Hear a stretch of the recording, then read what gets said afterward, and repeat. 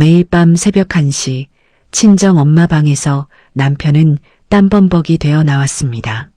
등에는 누군가에게 핥힌 듯한 붉은 손톱 자국이 선명했죠.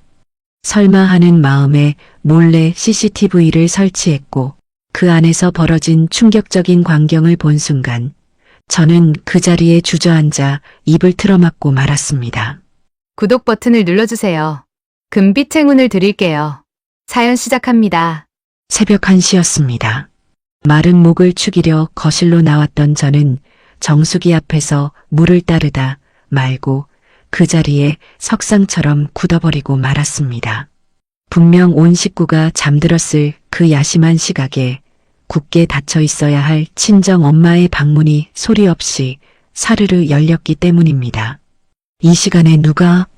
저는 본능적으로 숨을 죽이고 어둠 속에 몸을 숨긴 채 방문 쪽을 주시했습니다. 문틈으로 기어나온 그림자는 다름 아닌 제 남편이었습니다. 그런데 남편의 몰골이 가히 충격적이었습니다. 보일러를 틀어놓은 것도 아닌 한겨울밤에 남편은 얇은 러닝셔츠 한 장만 걸친 채 온몸이 물과 땀으로 흠뻑 젖어 있었습니다. 마치 방금 물에 빠졌다 나온 사람처럼 머리카락 끝에서 물방울이 뚝뚝 떨어지고 있었고 얇은 러닝셔츠는 땀에 절어 살구색 살이 훤히 비칠 정도였습니다. 남편은 주위를 두리번거리더니 마치 죄를 지은 사람처럼 발뒤꿈치를 들고 살금살금 욕실로 향했습니다. 그 뒷모습을 보던 저는 입을 틀어막으며 뒷걸음질 치고 말았습니다. 욕실 조명에 비친 남편의 등짝이 그야말로 엉망진창이었기 때문입니다. 세상에, 등 전체가 붉은 지렁이가 기어가는 듯한 손톱 자국으로 뒤덮여 있었습니다. 단순히 긁힌 정도가 아니라 살점이 뜯겨나갈 듯 깊게 패인 상처에서는 붉은 핏방울이 송글송글 맺혀 러닝셔츠를 붉게 물들이고 있었습니다.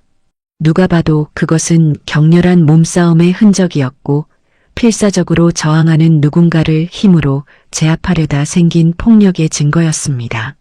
제 심장이 미친 듯이 곤두박질 치기 시작했습니다. 치매 걸린 장모님 방에서 새벽 1시에 땀범벅이 되어 나오는 사위, 그리고 그의 등에 새겨진 끔찍한 손톱 자국. 이 모든 단서들이 가리키는 결론은 하나같이 끔찍한 것들 뿐이었습니다. 사실 저는 이런 상황을 감당할 수 있을 만큼 강한 사람이 못 되었습니다. 비위가 유난히 약하고 겁이 많은 저는 뇌경색으로 쓰러진 엄마를 집으로 모셔오긴 했지만 정작 가장 중요한 밑처리는 전혀 하지 못하고 있었습니다. 지난달의 기억이 떠올랐습니다. 요양보호사님이 급한 사정으로 오지 못했던 날, 저는 큰맘 먹고 엄마의 기저귀를 갈아보려 했습니다. 하지만 기저귀를 여는 순간 코를 찌르는 악취와 엉덩이에 덕지덕지 묻은 누런 배설물을 보는 순간 저는 그만 이성을 잃고 말았습니다. 우, 욱. 저는 화장실로 달려가 위액이 나올 때까지 구토를 했습니다. 눈물 콧물을 쏟으며 주저앉아 있는 저를 대신해 묵묵히 고무장갑을 끼고 엄마 방으로 들어간 것은 남편이었습니다. 남편은 그날 더러운 내색 한 번 없이 엄마를 씻기고 새 기저귀를 채워주었습니다. 그때는 남편이 구세주처럼 보였습니다. 제 허물을 덮어주는 남편이 고마워서 저는 그날 밤 남편의 손을 잡고 미안해, 고마워하며 울기도 했습니다. 하지만 호의가 계속되면 권리인 줄 안다고 했던가요? 어느새 저는 남편이 엄마 방에 들어가는 것을 당연하게 여기고 있었고 남편이 밤마다 엄마 방에서 1시간씩 나오지 않는 것에도 무감각해져 있었습니다. 하지만 오늘 본 저 상처는 달랐습니다. 단순한 간병이라기엔 너무나 격렬했고 무엇보다 남편의 태도가 너무나 은밀했습니다. 혹시 내가 못하는 걸 핑계 삼아 엄마한테 나쁜 짓을 하는 건 아닐까? 한번 피어오른 의심은 걷잡을 수 없이 커졌습니다. 저는 떨리는 다리를 부여잡고 욕실 앞으로 다가갔습니다. 안에서는 샤워기 물소리가 세차게 들려오고 있었습니다. 잠시 후 물소리가 멈추고 남편이 수건으로 머리를 털며 나왔습니다. 저는 짐짓물을 마시러 나온 척하며 남편을 마주 보았습니다. 그런데 남편에게서 풍기는 냄새가 묘했습니다. 독한 비누 냄새와 락스 냄새가 코를 찔렀는데 그 틈새로 정체불명의 비릿하고 역한 냄새가 섞여 있었습니다.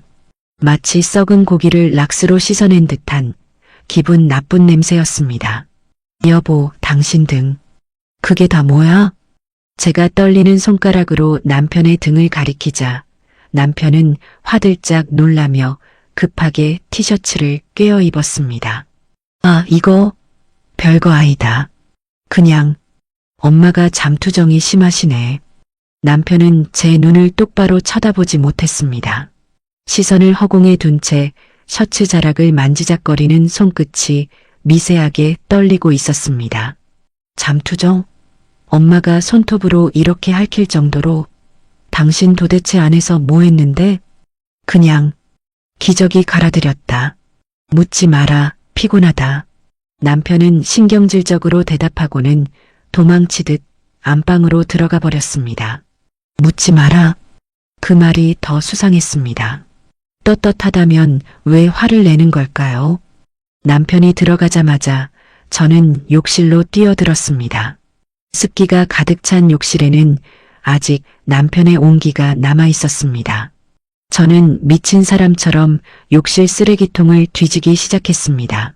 남편이 엄마 방에서 무슨 짓을 했다면 분명 흔적이 남아있을 거라 생각했습니다. 이상한 약봉지라도 나오면 당장 경찰에 신고할 작정이었습니다.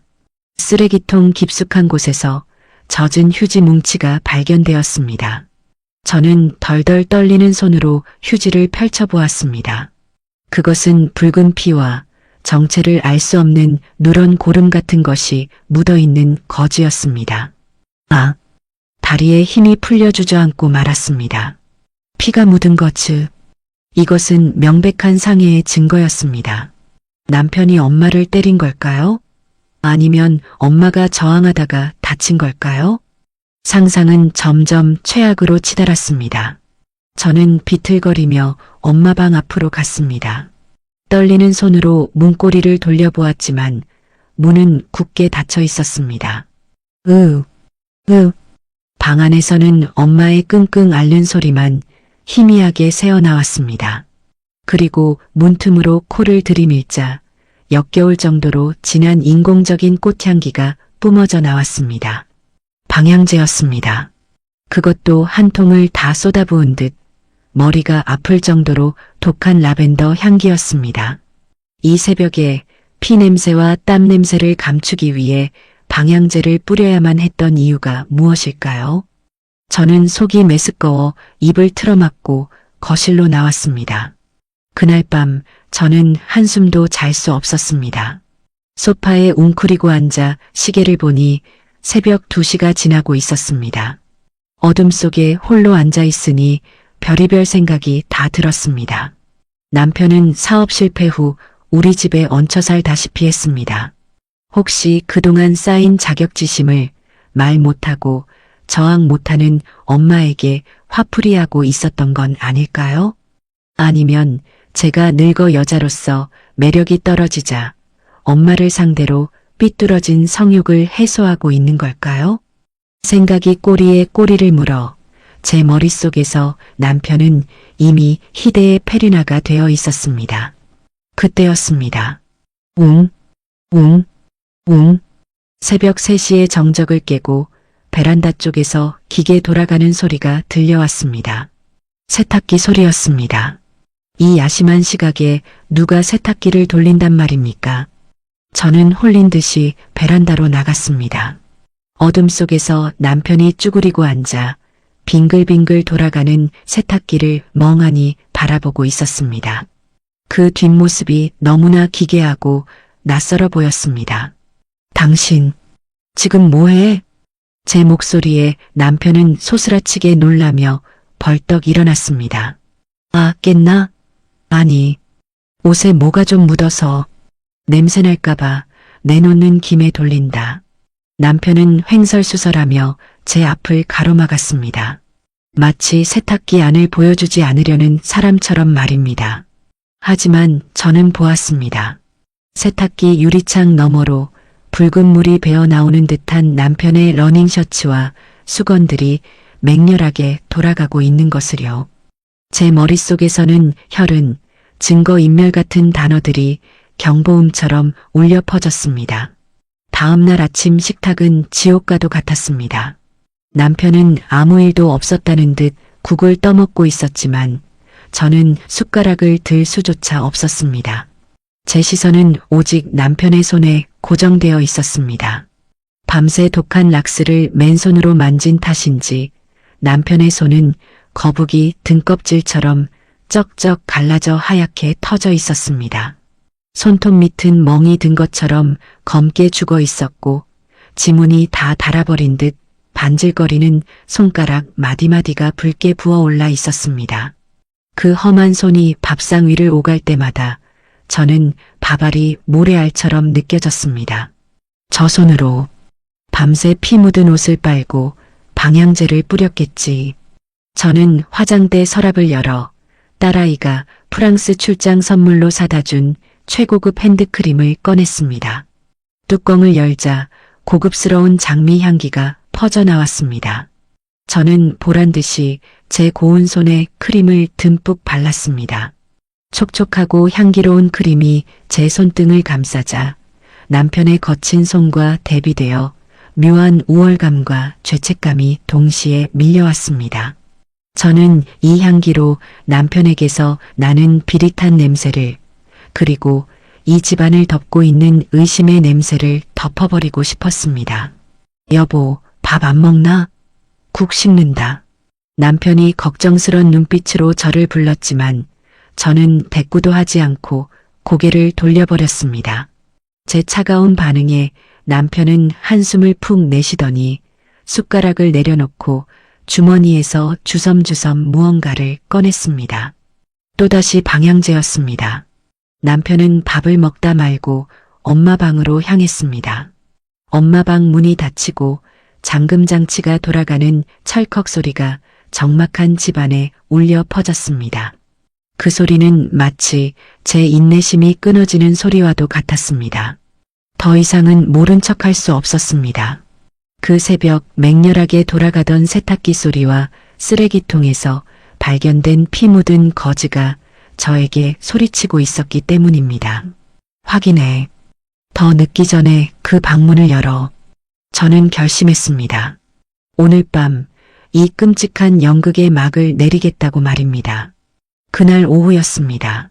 아침부터 내리던 비가 그치고 습한 기온이 아스팔트 위로 올라오던 늦은 오후, 저는 음식물 쓰레기를 버리기 위해 집을 나섰습니다. 엘리베이터 거울 속에 비친 제 얼굴은 며칠 밤을 설친 탓인지 퀭하기 그지없었고 푸석한 피부는 제 마음만큼이나 거칠어져 있었습니다. 1층에 도착해 엘리베이터 문이 열리는데 재활용 분리수거를 하고 들어오던 옆집 여자와 딱 마주치고 말았습니다. 평소 오지랖이 넓기로 소문난 여자였습니다. 저는 가볍게 눈인사만 하고 지나치려 했습니다. 지금 제 몰골로 누구와 대화를 나눌 기분이 아니었으니까요. 하지만 그녀는 저를 보자마자 눈을 반짝이며 제 앞을 막아섰습니다. 어머, 새댁. 얼굴이 왜 그래? 어디 아파? 아, 네, 그냥 잠을 좀 설쳐서요. 제가 대충 얼버무리며 쓰레기 봉투를 고쳐주는데 여자가 갑자기 목소리를 낮추며 제 팔을 덥석 잡았습니다. 그 손길이 어찌나 축축하고 끈적하게 느껴지던지 소름이 돋을 지경이었습니다. 저기, 근데 말이야. 요즘 그 집 무슨 일 있어? 네. 무슨 일이요? 아니, 내가 웬만하면 남의 집 일에 참견 안 하려고 했는데 밤마다 소리가 너무 나서 심장이 덜컥 내려앉는 것 같았습니다. 저는 침을 꿀꺽 삼키며 되물었습니다. 소리라니요? 저희 엄마가 좀 편찮으셔서 앓는 소리를. 에이, 앓는 소리가 아니던데? 여자는 묘한 눈빛으로 저를 위아래로 훑어보더니 제 귀에 대고 은밀한 비밀을 말하듯 속삭였습니다. 새벽만 되면 그 집 할머니가 살려달라고 비명을 지르던데? 그리고 바깥 양반 목소리도 들리고 사위가 좀 거친가 봐? 순간 머릿속이 하얘지며 이명소리가 들리는 듯 했습니다. 여자의 입꼬리에 걸린 비릿한 미소가 마치 저를 조롱하는 것만 같았습니다. 우리 집 남편도 그러더라고. 저 집은 밤마다 전쟁을 치르냐고. 벽간 소음 때문에 잠을 못 자겠다고 신고하라는 거 내가 말렸어. 노인네 모시는 게 보통 일은 아니겠지만 그래도 남들 듣기에 좀 민망하잖아. 얼굴이 화끈거려 견딜 수가 없었습니다. 그것은 단순한 층간 소음 항의가 아니었습니다. 너네 집안에서 무슨 더러운 짓이 일어나는지 다 알고 있다는 무언의 압박이자 조롱이었습니다. 죄송합니다. 주의시킬게요. 저는 도망치듯 쓰레기 봉투를 던져버리고 다시 엘리베이터로 뛰어들어갔습니다. 닫히는 문틈 사이로 여전히 저를 쳐다보고 있는 여자의 시선이 느껴져 등줄기에 식은 땀이 줄줄 흘러내렸습니다. 집으로 돌아온 저는 현관문에 기대 주저앉고 말았습니다. 다리에 힘이 풀려 일어설 수가 없었습니다. 남들 눈에도 남들 귀에도 제 남편은 이미 이상한 사람이었습니다. 밤마다 장모님을 괴롭히고 비명을 지르게 만드는 파렴치한 인간. 다 알고 있었어. 나만 모른 척하고 있었던 거야. 수치심과 공포가 뒤섞여 속이 울렁거렸습니다. 그날 저녁 퇴근한 남편이 현관문을 열고 들어왔을 때 저는 남편의 눈을 똑바로 쳐다볼 수도 없었습니다. 남편은 여느 때처럼 무뚝뚝한 얼굴로 넥타이를 풀며 물었습니다. 엄마는? 밥은 드셨나? 드셨어. 제 대답이 끝나기도 전에 남편은 옷도 갈아입지 않고 곧장 장모님 방으로 향했습니다. 마치 퇴근만을 기다렸다는 사람처럼 발걸음이 급해 보였습니다. 방문이 닫히고 이내 잠금 장치가 돌아가는 소리가 들렸습니다. 철컥. 그 금속성의 파열음이 마치 저와 세상 사이를 단절시키는 감옥 문소리처럼 들렸습니다. 또 잠갔어. 대체 왜 문을 잠그는 거야? 저는 부엌 식탁에 앉아 엄마 방문을 뚫어지게 노려보았습니다. 방 안에서는 아무런 소리도 들리지 않았습니다. 그 침묵이 더 무서웠습니다. 그날 밤도 저는 잠을 이룰 수 없었습니다. 옆집 여자의 말이 귓가에서 맴돌아 신경이 곤두설대로 곤두서 있었기 때문입니다. 시계 바늘이 새벽 2시를 가리키고 있었습니다. 깜빡 소파에서 잠이 들었던 저는 고막을 찢는 듯한 비명소리에 화들짝 놀라 눈을 떴습니다. 하지마. 아파. 저리 가. 분명 엄마의 목소리였습니다. 잠꼬대나 앓는 소리가 아니었습니다. 그것은 명백한 거부였고 살려달라는 처절한 절규였습니다. 저는 벌벌 떨리는 손으로 소파를 짚고 일어났습니다. 엄마 방 쪽에서 쿵쿵거리는 소리가 들려왔습니다. 무언가 둔탁한 것이 벽에 부딪히고 침대가 삐걱거리는 소리가 요란하게 울려 퍼졌습니다. 저는 홀린 듯이 방문 앞으로 다가갔습니다. 그리고 떨리는 귀를 문에 갖다 댔습니다. 장모님, 가만히 좀 계이소. 이래야 합니다. 좀. 남편의 목소리였습니다. 평소에 덤덤하고 무뚝뚝하던 말투는 온데간데 없었습니다. 잔뜩 흥분한 듯 거칠고 숨이 턱 끝까지 차오른 듯 헐떡이는 목소리. 마치 짐승이 으르렁거리는 것만 같았습니다. 싫어. 아프단 말이야. 이거 나. 이놈아. 엄마는 울부짖고 계셨습니다. 치매 노인의 힘이라고는 믿기지 않을 정도로 처절한 저항 소리가 들렸고 그 사이사이로 찰싹하고 살과 살이 부딪히는 소리까지 들렸습니다. 때리는 걸까요? 제 머릿속에서는 끔찍한 상상이 파노라마처럼 펼쳐졌습니다. 남편이 엄마를 힘으로 제압하고 폭행하거나 혹은 그보다 더 추악한 짓을 저지르기 위해 억지로 다리를 벌리게 하거나 누르고 있는 장면들. 벌리소. 좀 벌려야 내가 할 거 아닙니까? 남편의 고함 소리가 들렸습니다. 벌려야 한다니요. 그 말을 듣는 순간 제 심장이 멈추는 것 같았습니다. 그것은 성적인 행위를 암시하는 말이 아니고서는 도저히 나올 수 없는 단어였습니다. 당장이라도 문을 박차고 들어가야 했습니다. 뭐 하는 짓이냐고, 내 엄마한테 손대지 말라고 소리치며 남편의 멱살을 잡아야 했습니다. 하지만 공포가 제 발목을 잡았습니다. 혹시라도 문을 열었다가 제가 감당할 수 없는 진실을 마주하게 될까봐, 혹은 흥분한 남편이 저에게까지 해코지할까봐 너무나 무서웠던 것입니다. 저는 비겁하게도 문고리를 잡은 채 얼어붙어 있었습니다. 손잡이가 차갑게 식어 있는데도 제 손바닥에서는 식은 땀이 흥건했습니다. 그때 방 안에서 흡 하는 남편의 기합 소리와 함께 둔탁한 소리가 났고 엄마의 비명이 잦아들기 시작했습니다. 흐흑. 엄마의 울음소리는 힘이 다 빠진 듯 잦아들었고 남편의 거친 숨소리만 문틈으로 새어나왔습니다. 후. 마치 격렬한 운동을 마친 사람처럼 혹은 욕망을 해소한 사람처럼 남편은 거칠게 숨을 몰아쉬고 있었습니다. 잠시 후 방문 잠금 장치가 풀리는 소리가 났습니다. 달칵. 저는 소스라치게 놀라 거실 소파 뒤로 몸을 날려 숨었습니다. 남편이 비틀거리며 걸어 나왔습니다. 어둠 속에서도 남편의 상태는 확연히 보였습니다. 이번에도 역시 온몸이 땀으로 젖어 러닝셔츠가 피부에 달라붙어 있었고 반바지 차림의 허벅지에는 붉은 생채기가 나 있었습니다. 남편은 지친 기색이 역력한 얼굴로 욕실로 들어갔습니다. 곧이어 싸아 하고 찬물이 쏟아지는 소리가 들렸습니다. 물소리에 섞여 힘들다 하고 한숨을 내쉬는 소리가 들려왔는데 그 한숨 소리마저도 저에게는 역겹게만 들렸습니다. 범죄 후의 허탈함이겠지요. 확실한 건 단 하나였습니다. 제 남편은 밤마다 제 엄마에게 고통을 주고 있었고 그 사실을 이웃들도 알고 있으며 저만 바보처럼 무서워서 숨어 있다는 사실이었습니다. 다음 날 아침 저는 남편이 출근하자마자 홀린 듯이 엄마 방으로 들어갔습니다.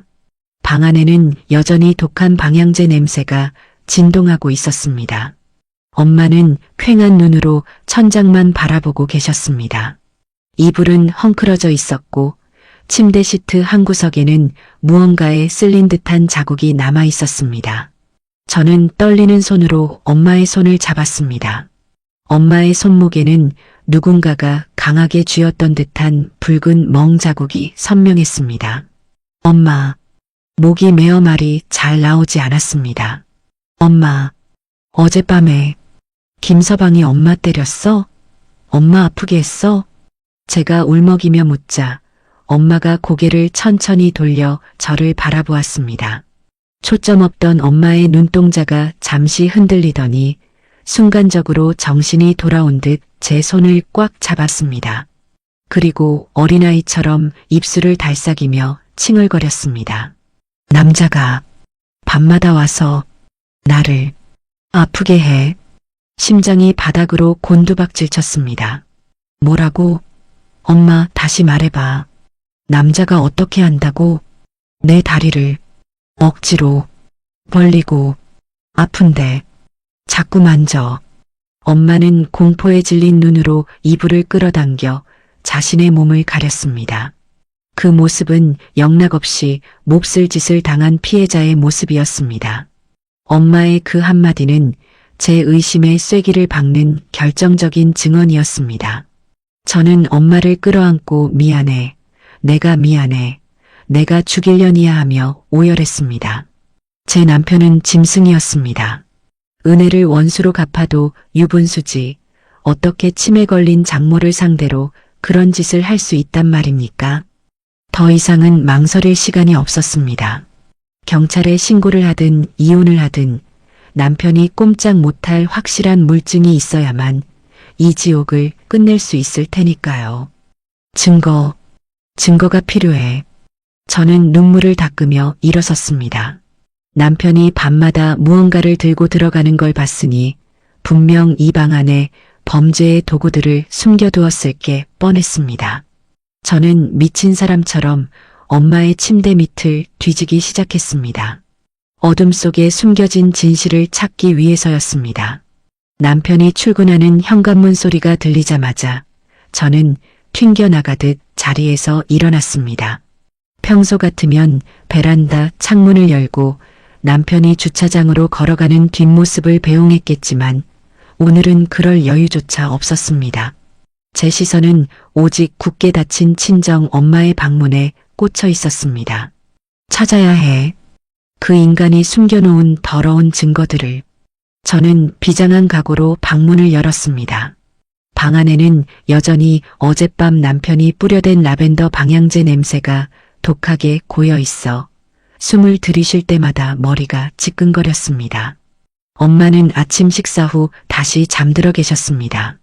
새벽녘에 그 끔찍한 비명과 소동이 거짓말이었던 것처럼 엄마는 세상 모르고 코를 골며 주무시고 계셨습니다.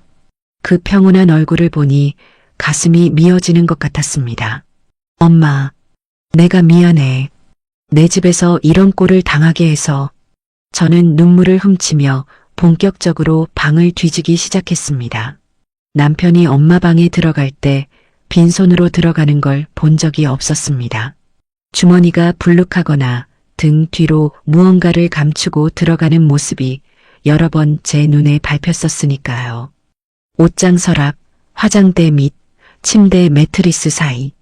저는 미친 사람처럼 방 안 구석구석을 뒤졌습니다. 하지만 겉으로 보기엔 평범한 기저귀와 물티슈 박스들 뿐 특별히 이상한 물건은 나오지 않았습니다. 아니야, 분명히 있어. 그 새벽에 세탁기를 돌리고 땀을 뻘뻘 흘릴 만한 무언가가. 저는 시선을 아래로 돌렸습니다. 침대 밑.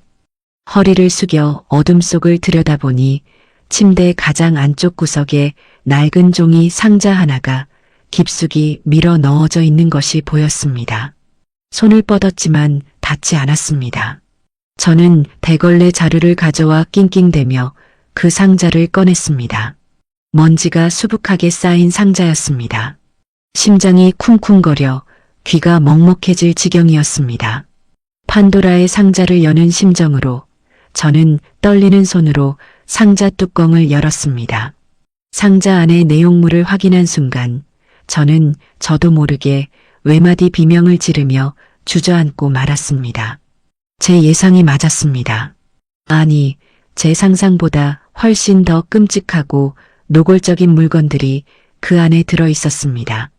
가장 먼저 눈에 들어온 것은 커다란 파란색 플라스틱 통이었습니다. 바세린이었습니다. 그것도 약국에서나 볼 법한 업소용 대용량 바세린이 반쯤 비어있는 채로 덩그러니 놓여 있었습니다. 바세린? 머릿속이 하얗게 변했습니다. 치매 노인의 방에 피부 보습용이라기엔 터무니없이 많은 양의 바세린이 왜 필요한 걸까요? 순간 어젯밤 엄마의 비명소리가 귓가를 때렸습니다. 남자가 다리를 벌리고 아프게 해. 그리고 남편의 고함 소리도 떠올랐습니다.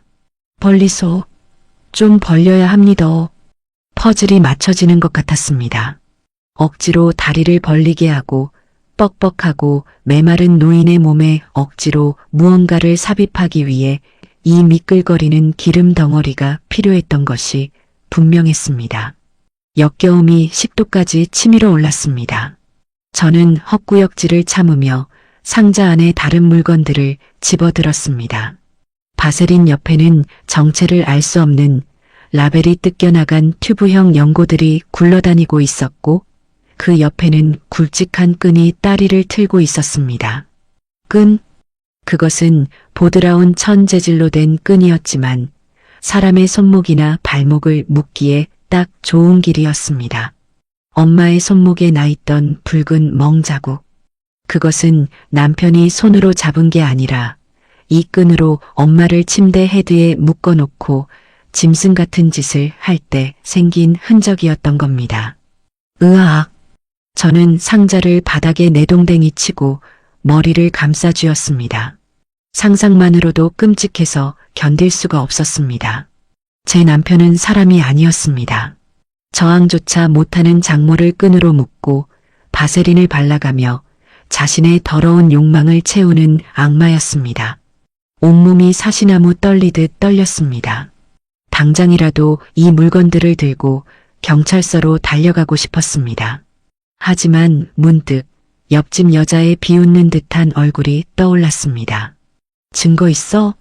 치매 노인네 말만 믿고 생사람 잡는 거 아니야? 만약 남편이 장모님 피부가 건조해서 발라드린 거다. 끈은 엄마가 침대에서 떨어질까봐 묶어둔 거다라고 오리발을 내민다면요?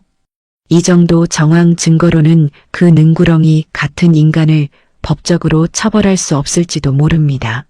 빼도 박도 못할 움직이는 증거가 필요했습니다.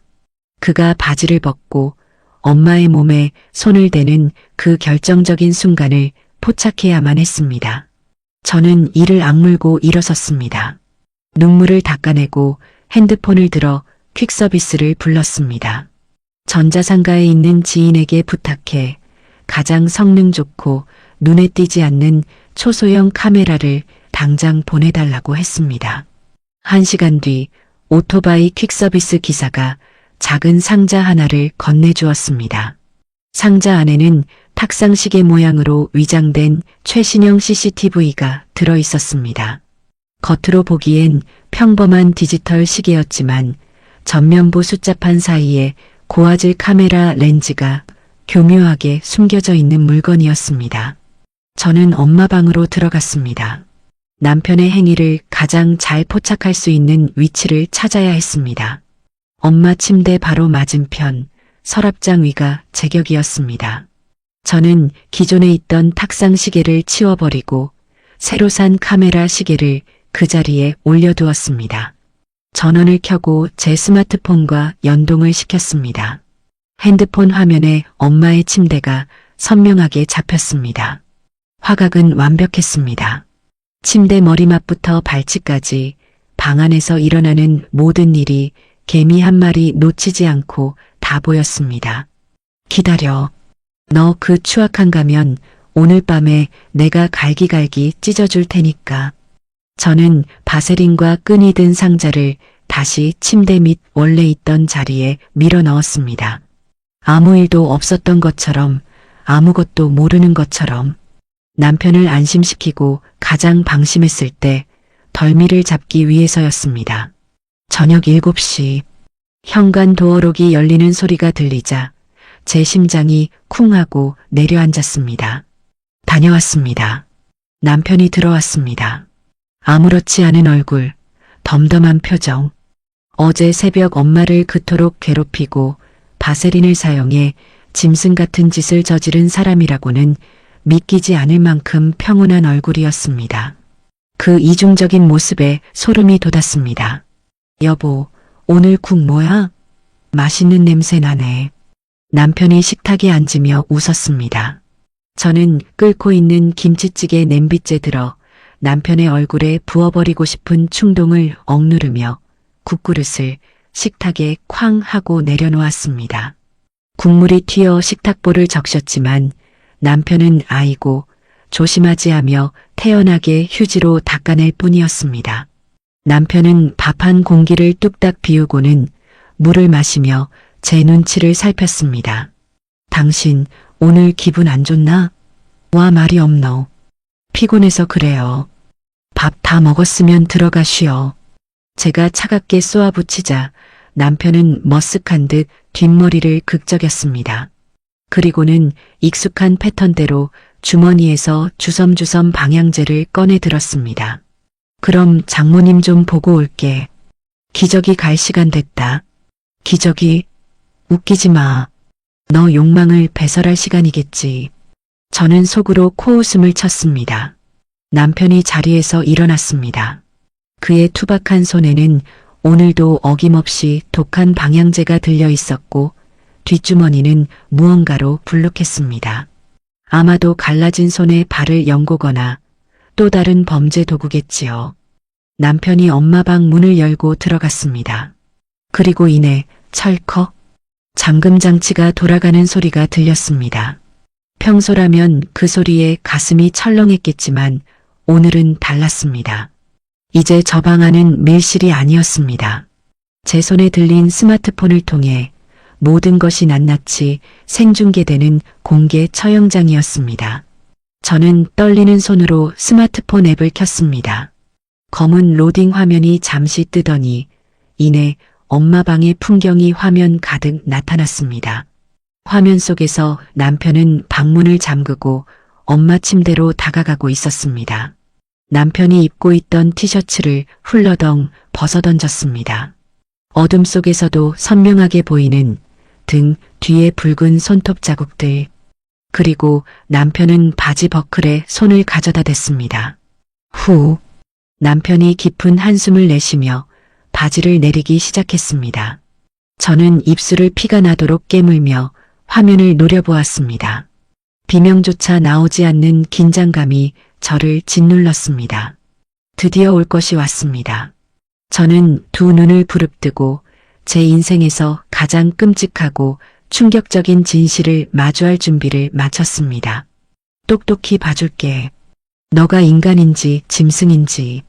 제 손가락이 화면 속 남편의 모습을 확대했습니다. 후. 스마트폰 화면 속 남편이 긴 한숨을 내쉬더니 바지 버클에 손을 가져다 댔습니다. 작은 화면 너머로 벨트가 풀리는 소리가 들리는 것만 같았습니다. 저는 침을 꿀꺽 삼켰습니다. 목구멍이 바싹 타들어가 침을 삼키는 것조차 고통스러웠습니다. 남편은 익숙한 손놀림으로 바지를 벗어내렸습니다. 그리고 속옷 차림이 되자 그는 주저없이 바지마저 훌러덩 벗어 옆에 둔 의자 위에 대충 걸쳐 놓았습니다. 이제 남편의 몸에 남은 것이라고는 얇은 사각 팬티 한 장뿐이었습니다. 러닝 셔츠도 바지도 없는 맨몸. 그의 등과 어깨는 땀으로 번들거리고 있었고 불룩 튀어나온 배와 축 늘어진 살가죽이 적나라하게 드러났습니다. 평소라면 그저 늙고 지친 가장의 몸으로 보였을 테지만 지금 제 눈에는 욕망에 번들거리는 짐승의 가죽처럼 보였습니다. 역겨움이 식도까지 치밀어 올랐습니다. 설마 진짜 팬티까지 벗으려는 거야?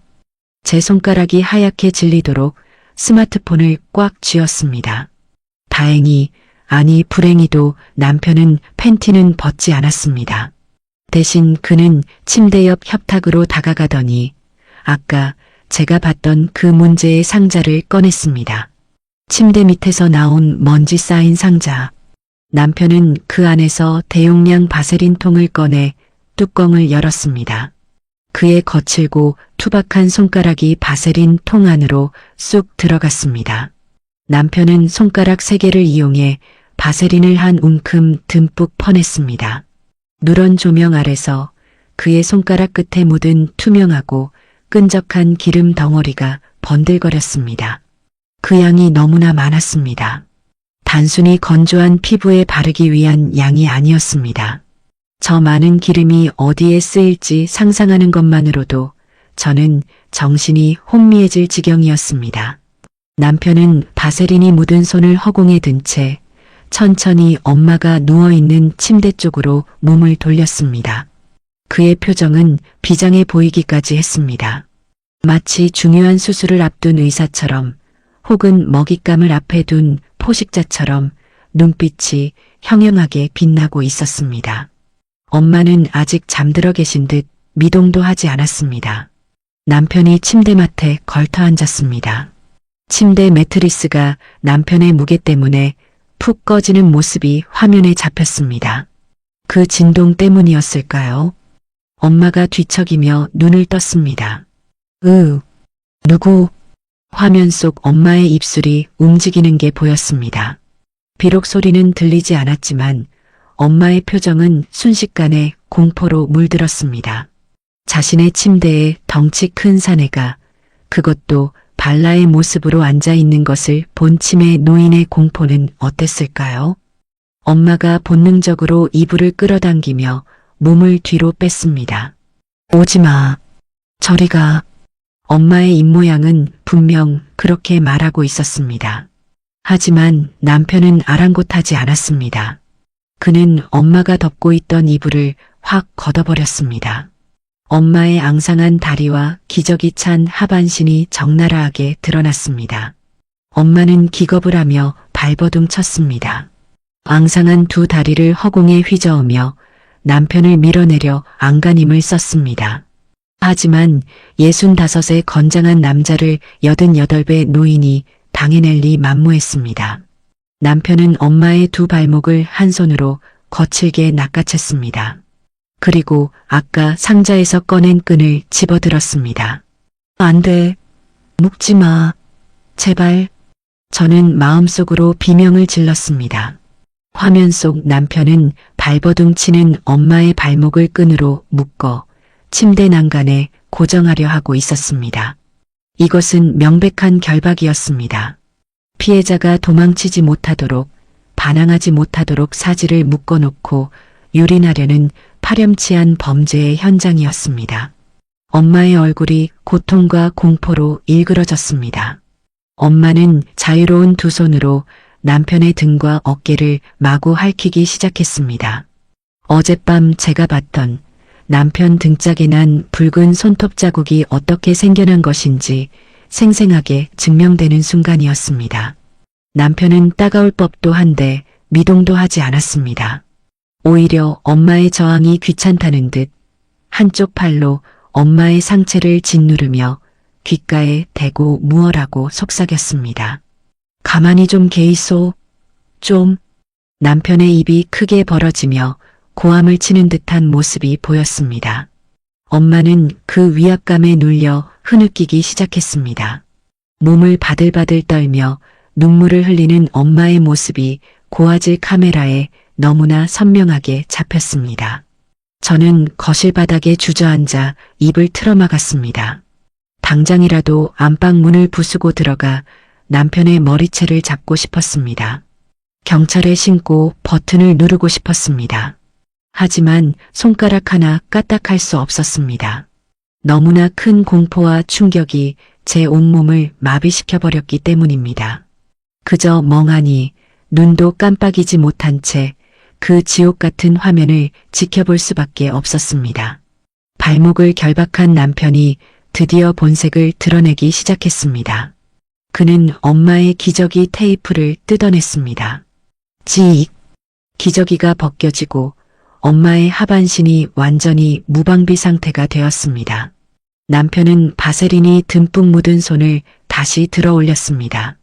그리고 엄마의 두 다리 사이로 몸을 숙였습니다. 남편의 자세는 기괴했습니다. 그는 침대 위에 한쪽 무릎을 꿇고 올라가 엄마의 다리 사이에 자리를 잡았습니다.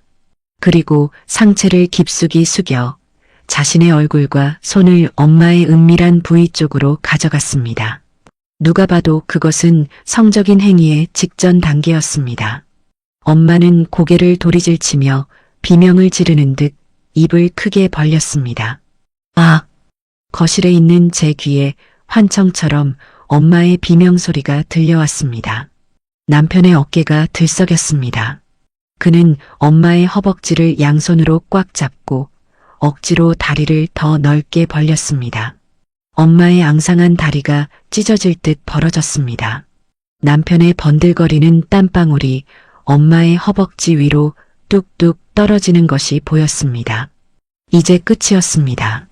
남편이 고개를 파묻고 바세린 범벅이 된 손가락을 엄마의 몸 안으로 집어넣으려는 찰나였습니다.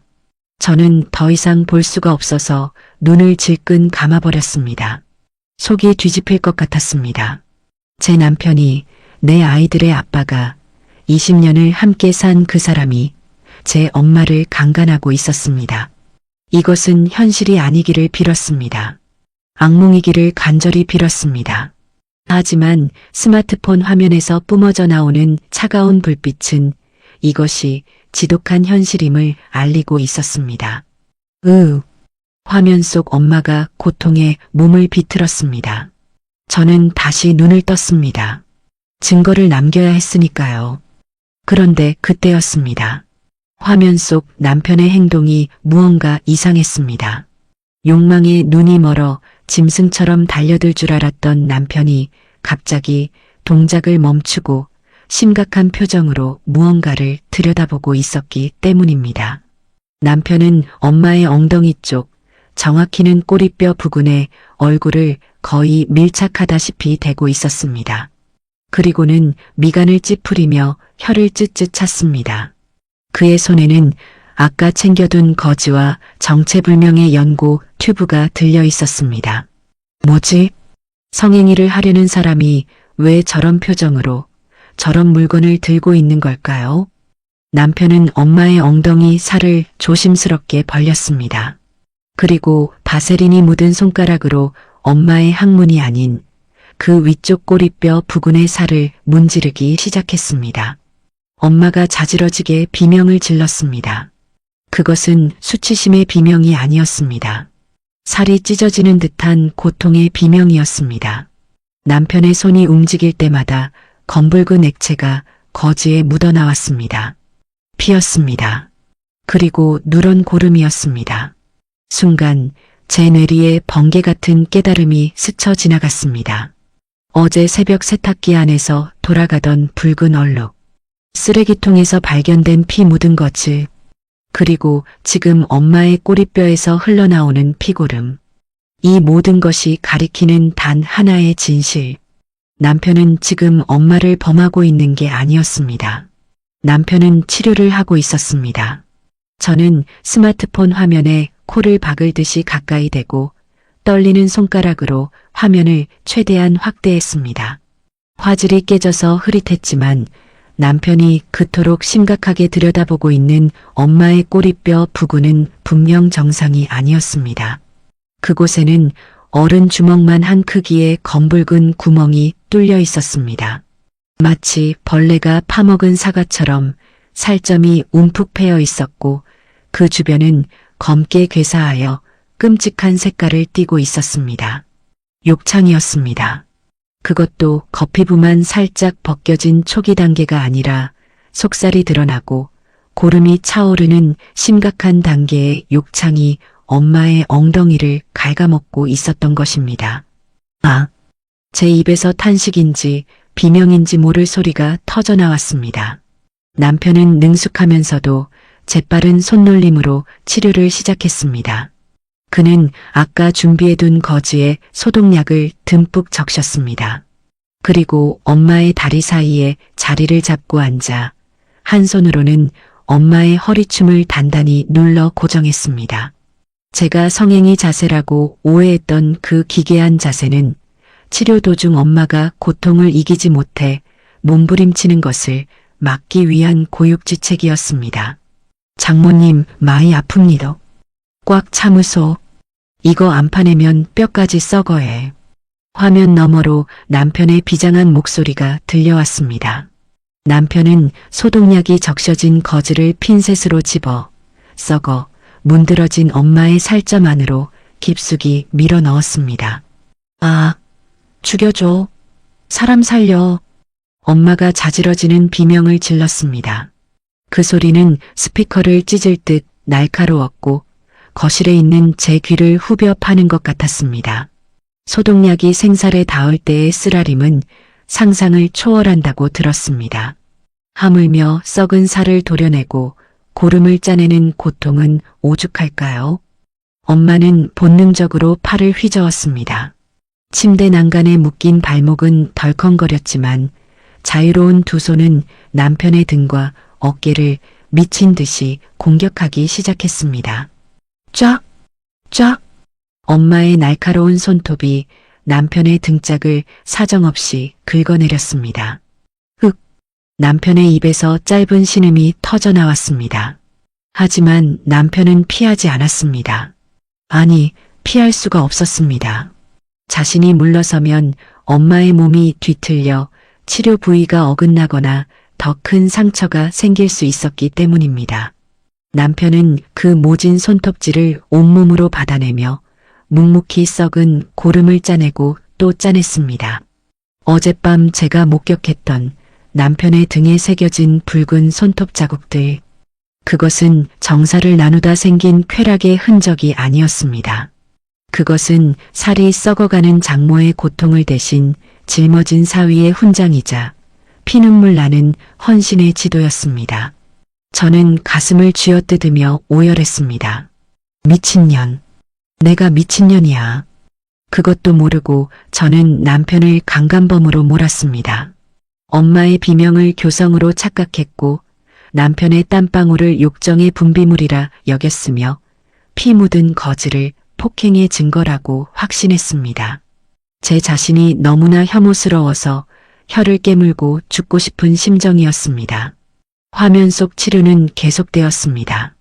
고름과 피를 닦아낸 남편은 이번에는 대용량 바세린 통에 손을 뻗었습니다. 제가 그토록 더러운 상상을 하며 구역질했던 그 바세린이었습니다.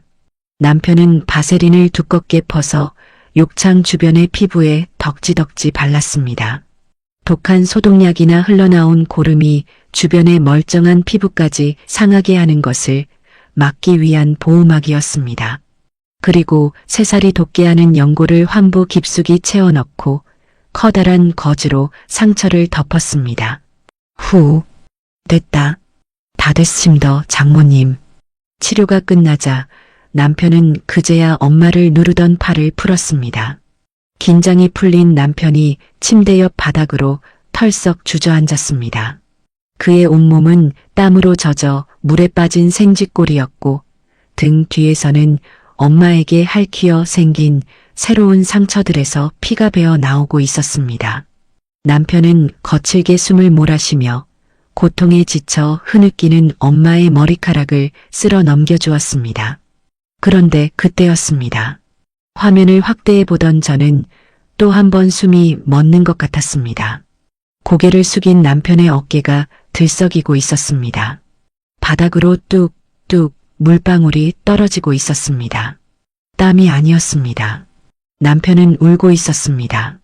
어머니, 죄송해요. 제가 못나서 일이 아프게 해서 죄송합니다. 투박한 경상도 산에 평생 눈물 한 방울 안 흘릴 것 같던 무뚝뚝한 제 남편이 어린아이처럼 엉엉 소리 내어 울고 있었습니다. 자신의 몸이 아파서 우는 게 아니었습니다.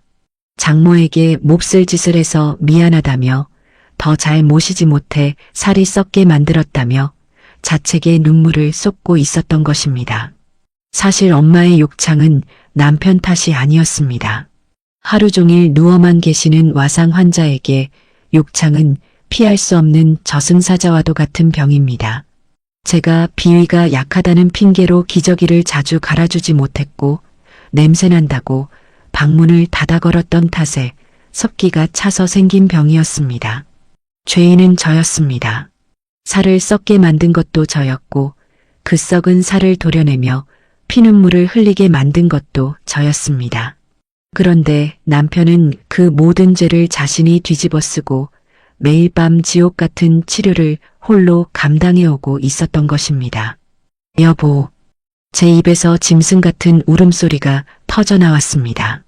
저는 스마트폰을 바닥에 떨어뜨리고 두 손으로 얼굴을 감싸쥐었습니다.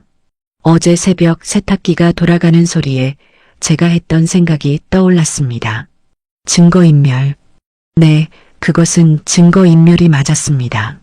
하지만 자신의 범죄를 숨기기 위한 것이 아니라 아내가 알면 기겁할까봐, 피고름 묻은 옷을 보면 도망갈까봐 그 끔찍한 고통의 흔적을 혼자 삭히고 지우려 했던 남편의 눈물겨운 배려였습니다. 방 안가득 뿌렸던 방향제도 마찬가지였습니다. 살 썩는 역한 냄새를 제가 맡을까봐 향기로라도 그 고통을 가려보려 했던 남편의 필사적인 노력이었습니다.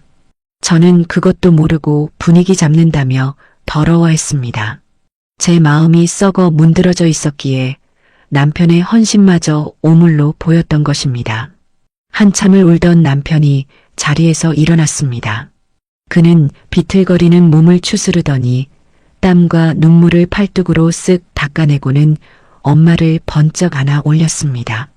장모님, 개운하게 씻고 주무십시다. 제가 뽀송뽀송하게 해드릴게. 남편은 축 늘어진 엄마를 안고 욕실로 향했습니다. 그 뒷모습이 화면에서 사라질 때까지 저는 숨조차 제대로 쉴 수 없었습니다.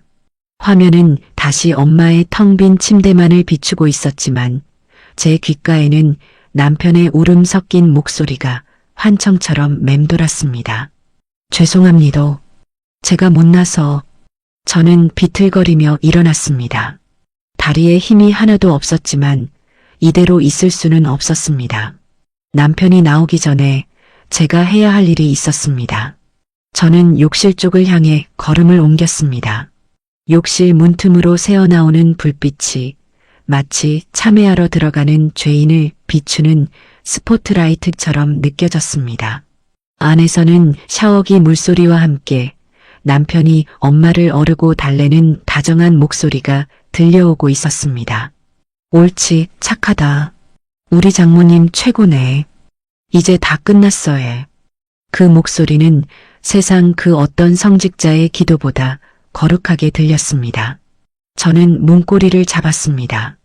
이제 이 문을 열고 들어가면 저는 제 인생에서 가장 부끄러운 고백을 그리고 가장 진심 어린 사죄를 해야만 합니다. 남편의 그 갈라진 손을 잡고 짐승만도 못한 저를 용서해달라고 빌어야 합니다. 저는 심호흡을 한번 크게 내쉬고 떨리는 손으로 문을 열었습니다. 나의 부끄러운 손. 욕실 문을 여는 순간 자욱한 수증기와 함께 후끈한 열기가 얼굴을 덮쳤습니다. 마치 사우나에 들어온 것처럼 시야가 뿌옇게 흐려졌지만 코를 찌르는 냄새만큼은 너무나 선명했습니다. 그것은 독한 락스 냄새와 비누 향기, 그리고 그 사이로 비집고 나오는 비릿한 피고름의 냄새였습니다. 저는 숨을 멈췄습니다. 평소라면 역하다며 코를 막고 돌아섰을 그 냄새가 지금은 제 심장을 찌르는 가시처럼 느껴져 가슴이 아려왔습니다. 어이쿠 시원하다. 장모님, 이제 다 씻었어 해. 수증기 사이로 남편의 등이 보였습니다. 남편은 쭈그리고 앉아 욕조에 걸터앉은 엄마의 발을 정성스럽게 씻기고 있었습니다.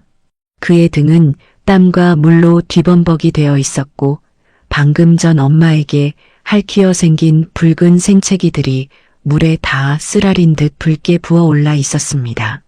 여보, 제 목소리에 남편의 어깨가 흠칫하고 굳어졌습니다. 남편이 천천히 고개를 돌려 저를 바라보았습니다. 그의 눈은 충혈되어 있었고 얼굴은 땀과 눈물로 엉망이 되어 있었습니다. 저를 본 남편의 눈동자가 순식간에 당황으로 물들더니 이내 사색이 되어 소리쳤습니다. 오지 마라. 들어오지 마라. 남편은 다급하게 몸을 돌려 엄마를 가렸습니다. 마치 제가 봐서는 안 될 흉측한 것이라도 숨기려는 사람처럼 필사적이었습니다. 냄새난다. 당신 비위도 약한 사람이 와들어올라 카노. 문 닫아라 얼른. 남편은 손사래를 치며 저를 쫓아내려 했습니다. 자신의 몸이 힘들어서가 아니었습니다. 자신이 뒤집어 쓴 오물과 피비린내가 고고하게 살아온 아내의 비위를 상하게 할까봐, 그래서 제가 또다시 구역질하며 도망갈까봐 걱정하는 것이었습니다. 그 처절한 배려가 제 가슴을 후벼 팠습니다. 저는 남편의 만류를 무시하고 욕실 안으로 한 발짝 내디뎠습니다. 여보, 오지 말라니까. 남편이 뒷걸음질 쳤지만 저는 멈추지 않고 그에게로 다가갔습니다. 바닥에 흥건한 물이 제 양말을 적셨습니다. 축축하고 차가운 느낌이 발가락 사이로 스며들었지만 저는 개의치 않았습니다. 남편은 매일 밤 이 차가운 타일 바닥에서 홀로 뜨거운 사투를 벌이고 있었던 것입니다.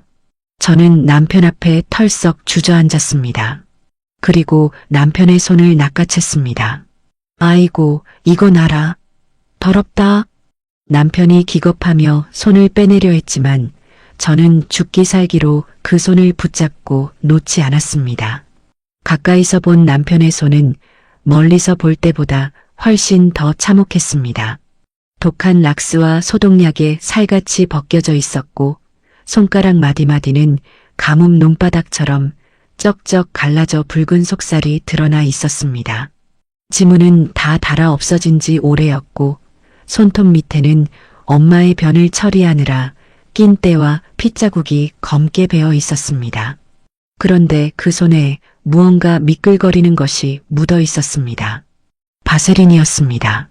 남편은 고무장갑도 끼지 않은 맨손이었습니다. 당신, 장갑은? 왜 장갑도 안 끼고? 제가 울먹이며 묻자 남편이 멋쩍은 듯 시선을 피하며 기어들어가듯 대답했습니다. 고무장갑 끼면 둔해서 안 된다. 뭐가? 장모님 살이 너무 약해서 장갑 끼고 만지면 아파하신다 아이가. 내 손이라야 살살 문지르지. 남편의 대답에 저는 머리를 한 대 얻어맞은 것 같았습니다. 고무장갑을 끼면 자신의 손은 보호할 수 있지만 엄마의 여린 살결을 다치게 할까봐. 그래서 그 독한 균과 오물이 득실거리는 욕창을 남편은 기꺼이 자신의 맨손으로 어루만지고 있었던 것입니다. 자신의 손이 썩어 들어가는 것은 아랑곳하지 않고 오직 장모의 고통을 덜어주기 위해서 말입니다. 그 순간 제 손에서 풍기는 향기가 코를 찔렀습니다. 아까 제가 보란 듯이 발랐던 그 비싼 수입 핸드크림의 장미 향기였습니다. 제 손은 너무나 보드랍고 매끄러웠습니다. 남편이 피땀 흘려번 돈으로 산 크림을 바르고 남편이 굳은 일을 도맡아 하는 동안 저는 이 손으로 우아하게 차를 마시고 남편을 의심하는 문자나 보내고 있었습니다. 제 부드러운 손이 남편의 거친 손과 닿아 있는 이 상황이 너무나 수치스러워 견딜 수가 없었습니다. 이것은 단순히 피부의 차이가 아니었습니다. 그것은 인간됨의 차이였고 사랑의 깊이의 차이였습니다. 참았던 울음이 터져 나왔습니다. 저는 남편의 거친 손을 제 얼굴에 가져다 댔습니다. 그리고 그 손등에 얼굴을 묻고 오열했습니다. 여보, 미안해. 내가 잘못했어. 와이라노. 울지 마라. 당신 이런 거 싫어한다 아이가. 남편은 제 눈물에 자신의 더러운 손이 닿을까봐 안절부절 못했습니다. 아니야. 싫지 않아. 내가 미친년이야. 당신을 의심했어. 저는 짐승처럼 울부짖으며 고백했습니다. 당신이 엄마 때리는 줄 알았어. 이상한 짓 하는 줄 알았어. 그 짐승 같은 짓을 한다고 생각해서 CCTV까지 달았어. 나를 죽여줘. 제발. 제 입에서 나오는 말들은 추악하기 그지없었습니다. 하지만 털어놓지 않고는 견딜 수가 없었습니다. 제 영혼이 썩어 문드러지는 것 같았기 때문입니다. 제 고백을 들은 남편의 눈이 커졌습니다. 그는 잠시 멍하니 저를 바라보더니 이내 씁쓸한 미소를 지으며 고개를 끄덕였습니다. 그럴 만도 하다. 내가 설명을 안 했으니. 왜 말 안 했어? 왜 바보같이 혼자 뒤집었어? 제가 가슴을 치며 소리치자 남편이 조용히 말했습니다. 당신, 지난달에 기저귀 갈다가 토했잖아. 밤새 울었잖아. 그거 보니까 말 못하겠더라. 나까지 힘들다 하면 당신 무너질 것 같아서. 그냥 내가 좀 더 고생하면 우리 식구 다 편안하니까. 남편의 그 덤덤한 한마디가 제 가슴을 갈기갈기 찢어놓았습니다. 자신을 강간범으로 의심하는 아내를 원망하기는커녕 아내가 무너질까봐 끝까지 침묵을 지켰다는 그 바보 같은 사랑. 저는 남편 앞에 무릎을 꿇었습니다. 그리고 욕실 바닥에 머리를 박으며 통곡했습니다. 여보, 용서해줘. 평생 갚을게. 내 남은 인생 다 바쳐서 당신한테 갚을게. 욕실 바닥은 차가웠지만 제 머리 위로 떨어지는 남편의 눈물은 뜨거웠습니다. 남편은 더러운 손을 옷에 쓱쓱 닦더니 떨고 있는 제 어깨를 조심스럽게 감싸 안았습니다. 됐다. 알았으면 됐다. 영수가 고생했다, 니도. 그 투박한 위로에 저는 목이 메어 숨조차 쉴 수 없었습니다. 그때였습니다. 욕조에 앉아 멍하니 우리를 바라보던 엄마가 쭈글쭈글한 손을 뻗어 남편의 머리를 쓰다듬었습니다. 울지 마. 아빠, 울지 마. 엄마는 사위를 돌아가신 아버지로 착각한 것일까요? 아니면 자신의 아들로 생각한 것일까요? 엄마의 그 손길에 남편은 참았던 설움을 토해내듯 제 어깨에 얼굴을 묻고 엉엉 소리 내어 울기 시작했습니다. 좁은 욕실 안에서 우리 세 사람은 서로를 부둥켜 안고 한참이나 울었습니다. 독한 락스 냄새는 더 이상 나지 않았습니다. 그곳에는 오직 서로의 체온과 뒤늦게 깨달은 짠내 나는 진심만이 가득 차오르고 있었습니다. 저는 그날 맹세했습니다. 남편의 저 거북이 등껍질 같은 손이 다시 보드라워질 때까지 이제는 제가 저 손을 놓지 않겠다고. 그리고 제 손에 발라진 이 가식적인 향기의 크림을 닦아내고 저도 남편과 함께 땀과 눈물의 냄새를 묻히며 살겠다고 말입니다. 밤은 깊었지만 제 마음속의 어둠은 비로소 걷히고 있었습니다. 엄마를 깨끗하게 씻겨 잠자리에 뉘어드리고 난 뒤 우리 부부는 거실 소파에 나란히 앉았습니다. 집안을 가득 채우고 있던 독한 방향제 냄새는 환기를 시켜 사라졌지만 그 빈자리는 무거운 침묵과 어색함이 채우고 있었습니다. 남편은 젖은 러닝 셔츠를 갈아입고 나왔지만 여전히 고개를 들지 못했습니다. 마치 큰 죄라도 지은 사람처럼 무릎 위에 두 손을 올리고 꼼지락거리고 있었는데 그 모습이 너무나 짠해서 제 가슴 한구석이 아려왔습니다. 저는 안방 화장대로 가서 문제의 그 핸드크림을 가져왔습니다. 딸아이가 사다 준 제가 남편을 무시하며 발랐던 바로 그 장미 향 크림이었습니다. 손 줘봐요. 제가 나직하게 말하자 남편이 흠칫 놀라며 손을 뒤로 감췄습니다. 아니다. 괜찮다. 그냥 두면 낫는다. 얼른요. 나 화내기 전에. 제 짐짓 엄한 목소리에 남편은 쭈뼛거리며 거북이 등껍질 같은 손을 내밀었습니다. 형광등 불빛 아래서 본 남편의 손은 더욱 참혹했습니다. 락스 독이 올라 붉게 부어오른 피부 사이사이가 가뭄든 논바닥처럼 쩍쩍 갈라져 있었고 엄마를 손톱 주변은 살점이 뜯겨나가 피딱지가 앉아 있었습니다. 이 손으로 그 독한 소독약을 맨손으로 만지고 엄마의 굳은 변을 파내고 억세게 저항하는 엄마를 받아냈던 것입니다. 저는 뚜껑을 열고 크림을 듬뿍 짰습니다. 그리고 남편의 갈라진 손등 위에 조심스럽게 문질렀습니다. 아야. 남편이 저도 모르게 신음을 흘리며 손을 움찔했습니다. 상처가 깊어 순한 크림조차 쓰라렸던 것입니다. 미안해. 아프지. 내가 미안해. 저는 남편의 손등의 입김을 호호 불어가며 눈물과 함께 크림을 펴발랐습니다. 제 고운 손과 남편의 상처투성이 손이 겹쳐지는 순간 뜨거운 무언가가 목구멍을 타고 넘어왔습니다. 여보, 왜 그랬어? 왜 장갑 안 꼈어? 당신 손은 살 아니야? 당신은 안 아파? 제 타박에 남편은 그저 허허 웃기만 했습니다. 장모님 엉덩이 살이 욕창 때문에 종이장처럼 얇아졌다 아이가. 고무 장갑 끼고 만지면 내가 힘 조절이 안 돼서 살이 밀린다. 내 손바닥 감각으로 살살 달래가며 해야 안 아파하시지. 바보. 천치 같은 사람. 저는 남편의 가슴을 퍽 치며 울먹였습니다. 한참 동안 제 손길을 받던 남편이 문득 먼 산을 바라보며 입을 열었습니다. 영수가, 네 기억나나? 우리 20년 전에 내 사업 말아먹고 길바닥 나앉았을 때 갑작스러운 과거 이야기에 저는 눈물을 닦으며 고개를 끄덕였습니다. 어찌 잊을 수 있을까요?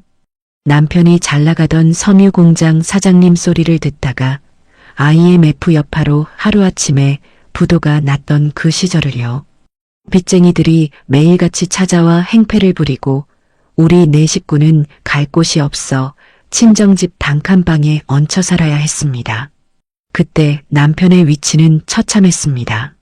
친정 오빠들과 올케 언니들은 능력 없는 놈이 처가 등골 빼먹는다며 남편을 대놓고 무시했고 밥상 머리에서도 남편에게만 눈칫밥을 주기 일쑤였습니다.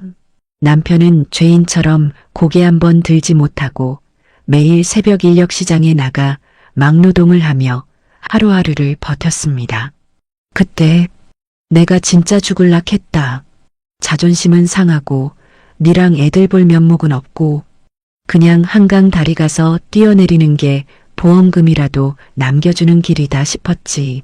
남편의 덤덤한 고백에 제 심장이 덜컥 내려앉았습니다. 그날 밤에 내가 몰래 짐 싸서 대문 밖을 나서는데 누가 뒤에서 내 옷자락을 잡는 기라. 남편의 목소리가 가늘게 떨렸습니다. 장모님이셨다. 엄마였습니다.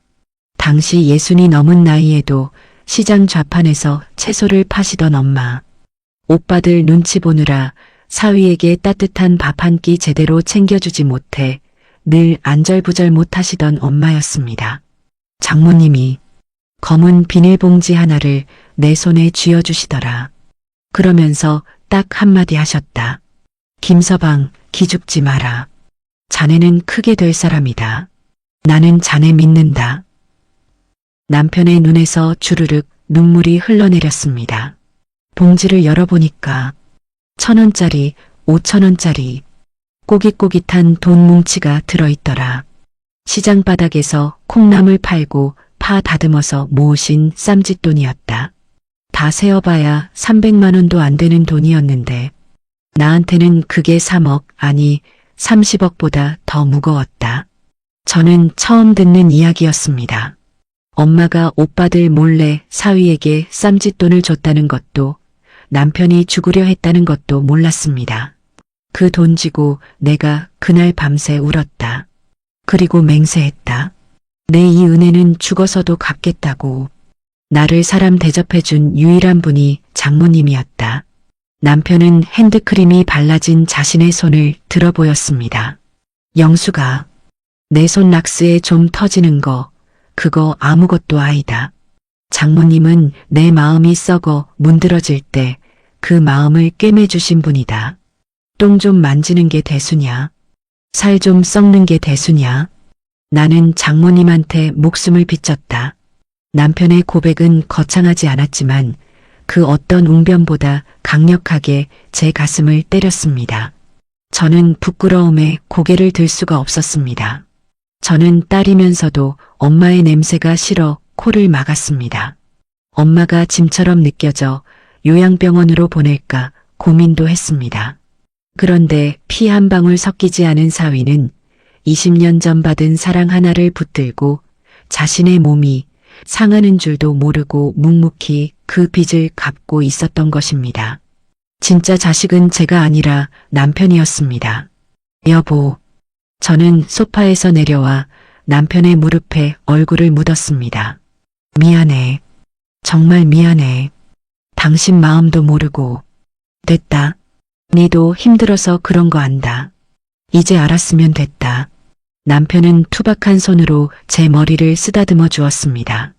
그 거친 손길이 따갑기는커녕 세상에서 가장 포근한 이불처럼 느껴졌습니다.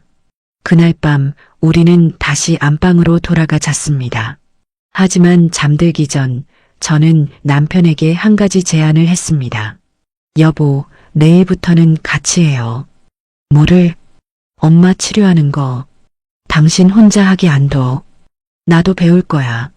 비위 약한 거? 고무장갑 2개 끼고 마스크 쓰고라도 할 거야. 당신 손 더 이상 망가지게 안 둘 거야. 제 단호한 말에 남편은 빙그레 웃으며 제 손을 잡았습니다. 그래, 같이 하자. 같이 하면 덜 힘들겠지. 맞잡은 두 손에서 따뜻한 온기가 전해졌습니다. 창밖에는 여전히 찬 바람이 불고 있었지만 우리 부부의 침실은 20년 만에 처음으로 온전한 봄날처럼 따스했습니다. 남편의 등짝에 난 손톱 자국에 제가 약을 발라주며 우리는 그렇게 진짜 부부가 되어가고 있었습니다. 다음 날부터 우리 집 풍경은 완전히 바뀌었습니다. 저는 더 이상 수입 핸드크림을 바르지 않았습니다. 대신 손톱을 짧게 깎고 약국에 가서 의료용 장갑과 거즈를 잔뜩 사왔습니다. 남편이 엄마를 붙잡으면 제가 소독약을 발랐습니다. 처음에는 썩은 살을 보는 게 무서워 손을 떨기도 했지만 그때마다 남편이 옆에서 괜찮다, 잘한다며 저를 응원해 주었습니다. 엄마도 사위와 딸이 함께 자신을 돌봐준다는 걸 아는지 비명을 지르는 횟수가 눈에 띄게 줄어들었습니다. 그렇게 지옥 같던 욕창 치료는 우리 가족이 서로의 상처를 보듬는 치유의 시간으로 변해가고 있었습니다. 하지만 야속하게도 이별의 시간은 우리 생각보다 빨리 다가오고 있었습니다. 엄마의 욕창이 기적처럼 아물어갈 무렵 엄마의 기력은 촛불처럼 사그라들고 있었던 것입니다. 계절이 바뀌어 창밖의 목련이 흐드러지게 피어나던 4월이었습니다. 남편과 제가 힘을 합쳐 지극정성으로 매달린 덕분에 엄마 엉덩이를 괴롭히던 그 끔찍한 욕창은 기적처럼 새살이 돋아나고 있었습니다. 검붉게 썩어 들어갔던 구멍이 메워지고 분홍빛 살결이 보이기 시작했을 때 남편은 어린아이처럼 기뻐하며 제 손을 잡고 방방 뛰었습니다. 보이나? 영수가 이제 다 나았다.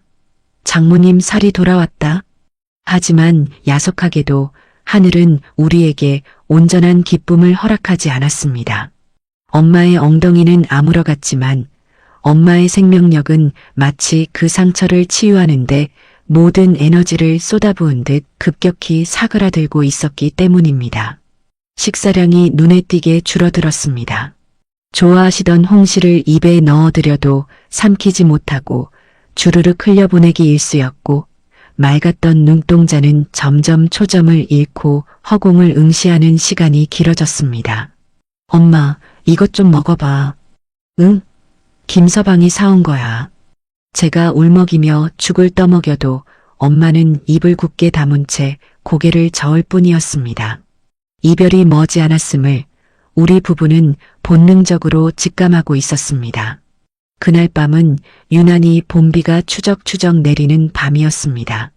남편과 저는 거실에서 잠을 자지 않고 대기하고 있었습니다.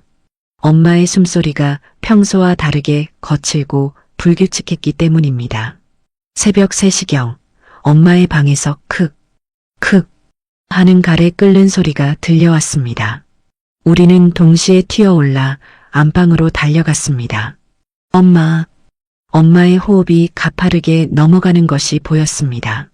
소위 말하는 임종 호흡이었습니다. 남편이 재빨리 엄마의 상체를 일으켜 세우고 등을 쓸어내렸습니다. 장모님, 정신 차리이소.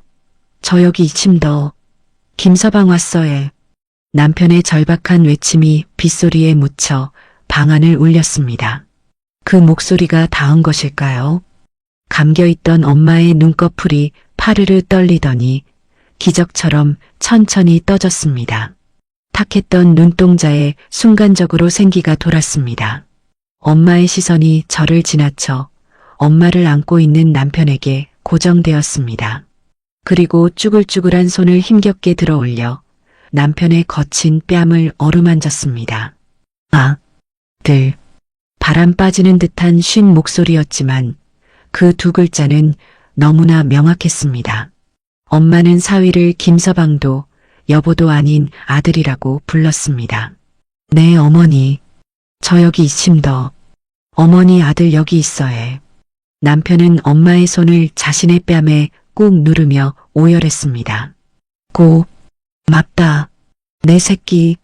고맙다. 그것이 마지막이었습니다. 엄마는 쥐어짜듯 마지막 한마디를 남기고 남편의 품에 안긴 채 스르르 눈을 감으셨습니다.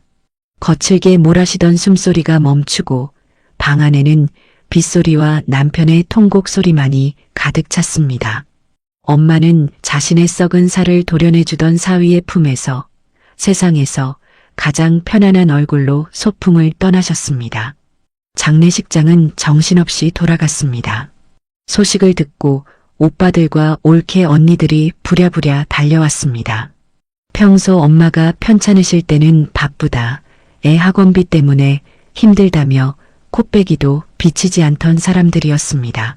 하지만 장례식장에는 제일 비싼 화환을 앞세우고 등장해 누구보다 서럽게 아이고 곡소리를 내며 들어왔습니다. 어머니, 불효자식을 두고 어딜 가셨습니까? 큰오빠가 영정사진 앞에서 바닥을 치며 우는 모습을 보는데 저는 슬픔보다 역겨움이 먼저 올라왔습니다. 그들은 상주 완장을 차고 조문객을 맞이하느라 분주했습니다. 하지만 진짜 상주는 따로 있었습니다. 남편이었습니다. 남편은 상주 완장을 찼지만 조문객에게 절을 하는 자리에는 서지 못했습니다. 큰오빠와 작은오빠가 그 자리를 차지하고 있었기 때문입니다. 대신 남편은 구석진 자리에서 신발 정리를 하고 굳은 일을 도맡아 하고 있었습니다. 얼굴은 며칠 밤을 새운 듯 퀭했고 눈은 퉁퉁 부어 있었습니다. 자네 뭐하고 있나? 손님 오셨는데 술상 안 봐오고. 작은오빠가 남편에게 핀잔을 주었습니다. 마치 부리던 머슴을 대하듯 하대하는 말투였습니다. 저는 욱해서 나서려 했지만 남편이 제 손을 잡으며 고개를 저었습니다. 괜찮다. 내가 할게. 니는 가서 좀 쉬라. 남편은 묵묵히 소주 박스를 나르고 국밥을 퍼날랐습니다. 그의 등 뒤로 저 집 사위는 사업 망하고 처가살이 한다며 그래서 저렇게 기가 죽어 지내나 봐 하는 조문객들의 수군거림이 들려왔지만 남편은 못 들은 척 입술을 꽉 깨물 뿐이었습니다. 장례 이틀째 입관식이 있는 날이었습니다. 장례 지도사가 가족들을 불렀습니다. 오빠들과 올케 언니들은 무섭다며 뒤로 물러나거나 코를 막았습니다. 어우, 냄새가 좀 나네. 큰올케가 인상을 찌푸리며 중얼거렸습니다. 돌아가신 시어머니 앞에서 할 소리가 아니었습니다. 그때 남편이 앞으로 나섰습니다. 제가 하겠습니다. 네, 사위분이시잖아요. 보통은 직계 자녀들이. 장례 지도사가 당황하며 말렸지만 남편은 단호했습니다. 제가 장모님 몸을 제일 잘 압니다. 제가 씻겨드리게 해주이소. 마지막 가시는 길 제 손으로 보내드리고 싶습니다. 남편의 눈빛이 너무나 간절해서 지도사도 더 이상 말리지 못했습니다. 남편은 익숙한 솜씨로 알코올솜을 받아들었습니다.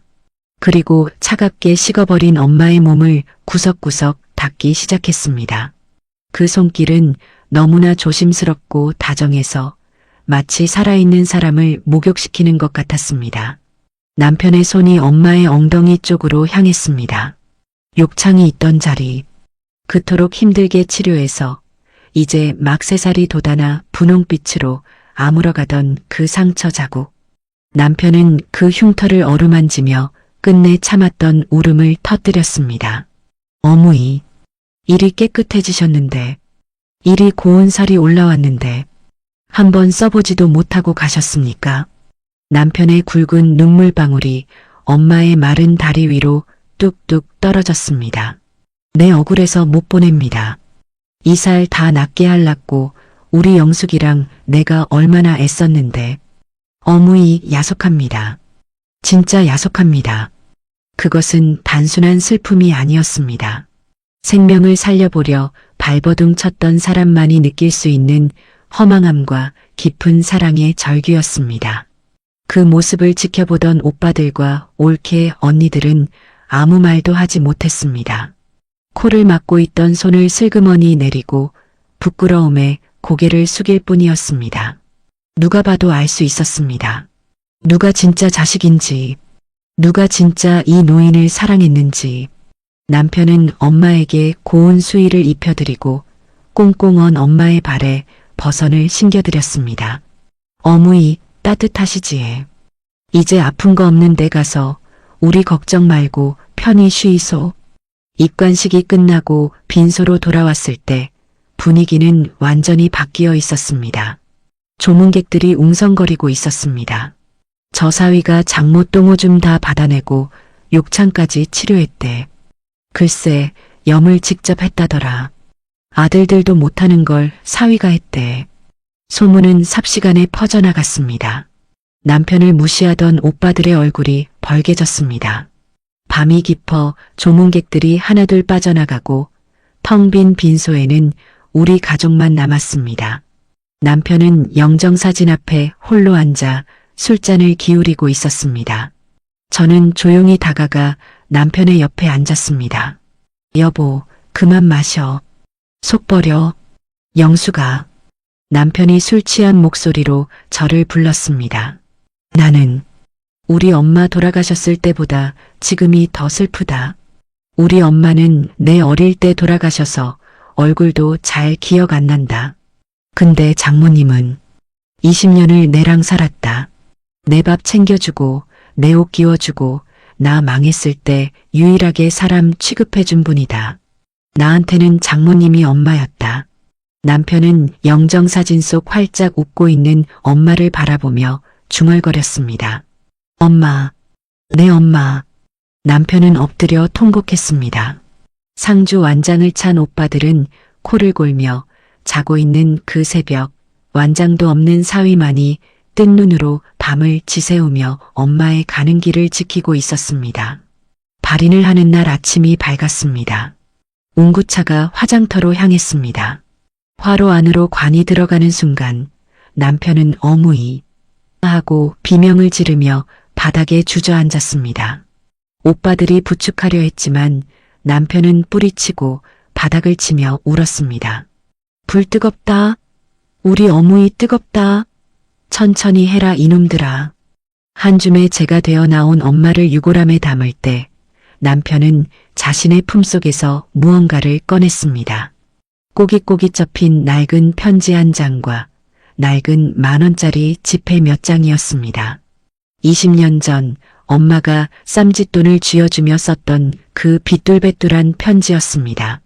김서방, 기죽지 마라. 내는 네 믿는다. 남편은 그 편지를 유골함 속에 함께 넣어주었습니다. 어무이, 이 돈으로 저승 가서 만난 거 사드시소. 그리고 이 편지, 내 평생 부적처럼 지니고 다녔는데 이제 돌려드릴게 해. 덕분에 잘 살았습니다. 진짜 잘 살았습니다. 화장터를 나오는 길, 봄 햇살이 눈부시게 쏟아졌습니다. 남편의 손에는 하얀 유골함이 들려 있었고 제 손은 남편의 다른 쪽 손을 꽉 잡고 있었습니다. 남편의 손은 여전히 거칠고 투박했습니다. 하지만 저는 알 수 있었습니다. 이 거친 손이 우리 엄마의 마지막 존엄을 지켜주었고 우리 가족을 지탱해 온 가장 튼튼한 기둥이었다는 것을요. 바람이 불어와 벚꽃잎이 남편의 어깨 위에 내려앉았습니다. 마치 엄마가 하늘에서 사위의 어깨를 토닥여주는 것만 같았습니다. 고맙다, 내 아들. 정말 고생 많았다. 허공에서 엄마의 목소리가 들리는 듯해 저는 하늘을 올려다보며 눈물을 훔쳤습니다. 엄마가 우리 곁을 떠나고 1년이라는 시간이 흘렀습니다. 사계절이 한 바퀴를 돌아 다시 목련 꽃망울이 터지는 봄이 왔지만 우리 집 풍경은 1년 전과는 많이 달라져 있었습니다. 가장 먼저 사라진 것은 냄새였습니다. 현관문을 열면 코를 찌르던 독한 라벤더 방향제 냄새도, 남편의 손에서 진동하던 매캐한 락스 냄새도 가리고 안방 깊숙한 곳에서 배어 나오던 비릿한 환자의 냄새도 이제는 모두 사라졌습니다. 대신 그 자리에는 구수한 된장찌개 냄새와 빨래 건조대에서 마르는 섬유 유연제 향기가 채워졌습니다. 하지만 냄새가 사라졌다고 해서 기억까지 사라진 것은 아니었습니다. 저는 가끔 설거지를 하다가도 멍하니 엄마 방 쪽을 바라보곤 했습니다. 금방이라도 방문이 열리고 남편이 땀범벅이 되어 나올 것만 같았고 새벽 2시만 되면 환청처럼 엄마의 비명소리가 들리는 듯해 소스라치게 놀라 깨기도 했습니다. 그것은 남편도 마찬가지였습니다. 남편은 엄마가 돌아가시고 한동안 심한 불면증에 시달렸습니다. 자다가도 벌떡 일어나 장모님 하고 소리를 치는가 하면 허공에 대고 아입니다. 제가 해야 합니다 하고 헛손질을 하기도 했습니다. 그럴 때마다 저는 남편을 끌어안고 등을 토닥여 주었습니다. 여보, 괜찮아. 엄마 편안한데 가셨어. 이제 안 아파. 그러면 남편은 제 품에서 어린아이처럼 헐떡이며 진정하곤 했습니다. 몸에 배인 습관이라는 게 참 무서웠습니다. 20년을 모신 장모였습니다. 남편의 세포 하나하나가 엄마의 수발을 드는 데 맞춰져 있었기에 그 대상이 사라지자 남편은 마치 고장난 시계처럼 한동안 갈피를 잡지 못했던 것입니다. 하지만 시간은 가장 훌륭한 치료제였습니다. 남편의 손은 눈에 띄게 좋아졌습니다. 제가 매일 밤 자기 전 의식처럼 남편의 손에 핸드크림을 발라주고 마사지를 해준 덕분이었습니다. 거북이 등껍질처럼 쩍쩍 갈라져 피가 배어 나오던 상처들은 아물어 딱지가 떨어졌고 검게 죽어있던 손톱 밑에는 다시 분홍빛 새살이 차올랐습니다. 지문이 닳아 없어졌던 손가락 끝에도 다시 지문이 생기기 시작했습니다. 어제 저녁 남편이 제 얼굴을 쓰다듬으며 웃었습니다. 영수가 내 손 이제 안 까칠하지? 네 얼굴에 대도 안 따갑지? 응, 하나도 안 따가워. 이제 진짜 고운 손 다 됐네. 저는 남편의 손바닥에 볼을 비비며 대답했습니다. 투박하고 못생긴 손이었지만 저에게는 세상 그 어떤 보석보다 빛나는 손이었습니다. 엄마의 장례식이 끝나고 겪었던 변화는 또 있었습니다. 친정 오빠들과의 관계였습니다.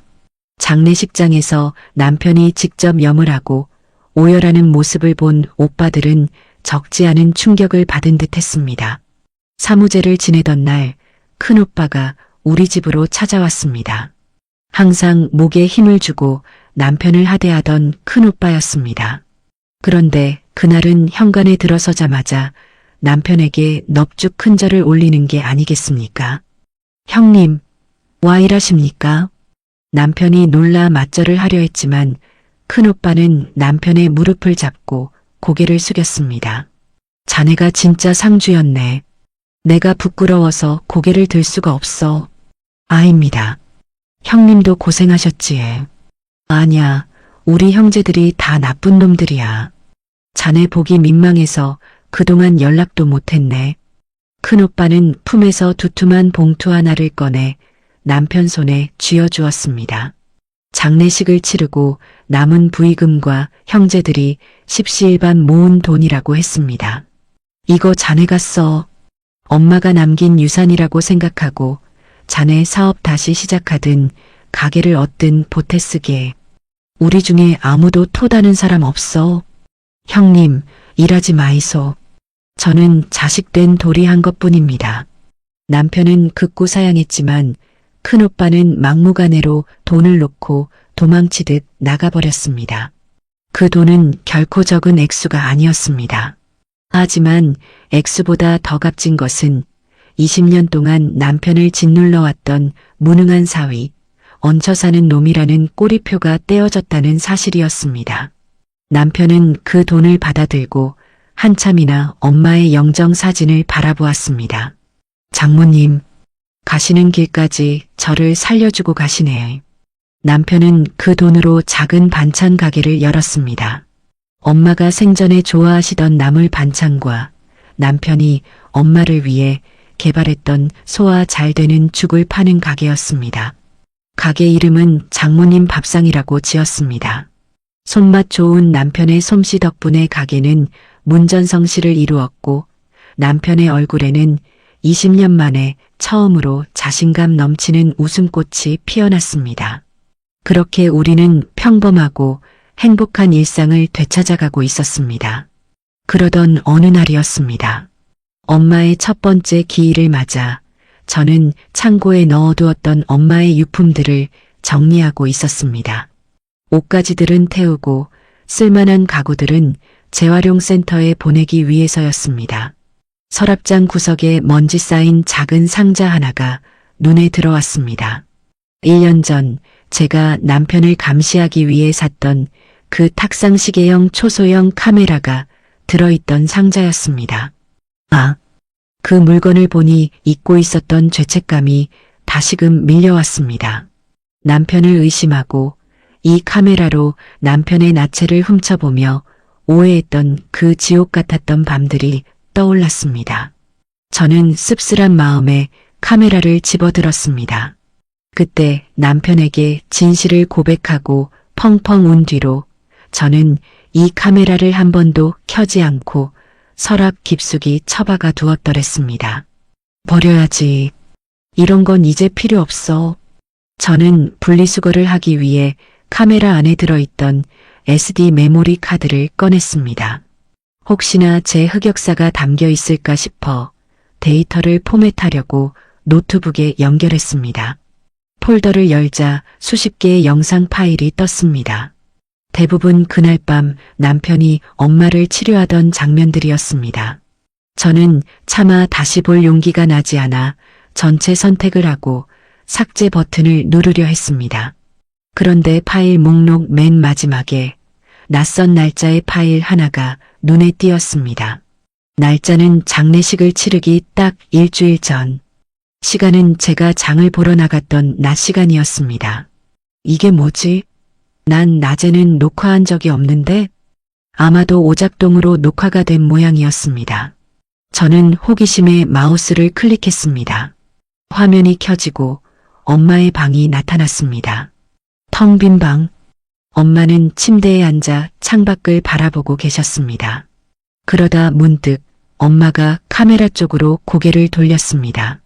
마치 카메라가 거기 있다는 걸 알고 있는 사람처럼 정확하게 렌즈를 응시했습니다. 그리고 엄마가 입을 열었습니다. 저는 스피커 볼륨을 높였습니다. 영수가. 엄마의 목소리였습니다. 치매에 걸려 횡설수설하던 목소리가 아니었습니다. 정신이 맑을 때 저를 다정하게 부르던 그 옛날 엄마의 또렷한 목소리였습니다. 저는 숨을 멈췄습니다. 영수가, 네 이거 보고 있나? 엄마는 알고 계셨습니다. 제가 이 카메라를 설치했다는 것을, 그리고 언젠가 제가 이 영상을 보게 될 거라는 것을 알고 계셨던 겁니다. 화면 속 엄마가 인자한 미소를 지으며 말을 이었습니다. 네, 안다. 네가 김서방 의심해서 이거 달아놓은 거. 심장이 쿵 하고 떨어지는 것 같았습니다. 우리 영숙이 착해서 그렇다. 엄마 걱정돼서 그런 거 엄마는 다 안다. 엄마의 눈가에 물기가 어렸습니다. 근데 영수가, 김서방 미워하지 마라.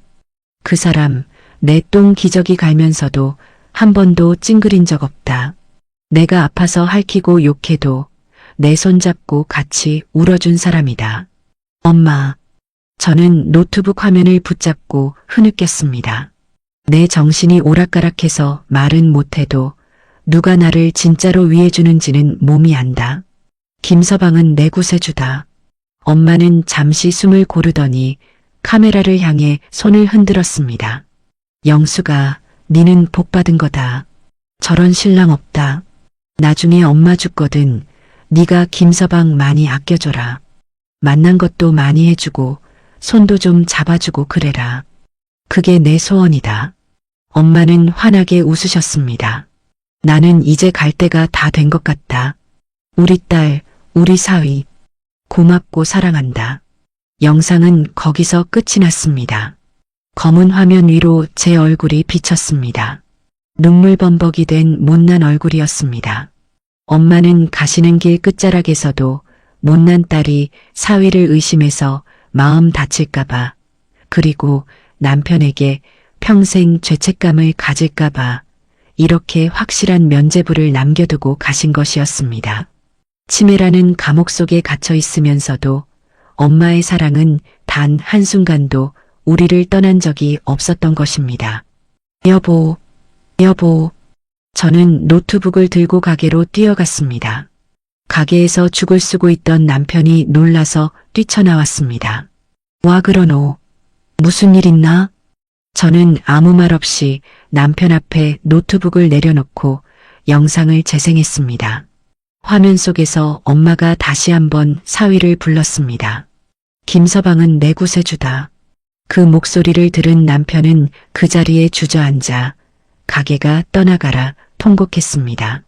1년이라는 시간이 지나서야 배달된 엄마의 마지막 편지였습니다. 그날 우리는 가게 문을 일찍 닫았습니다. 그리고 엄마가 제일 좋아하시던 홍시를 사들고 산소를 찾았습니다.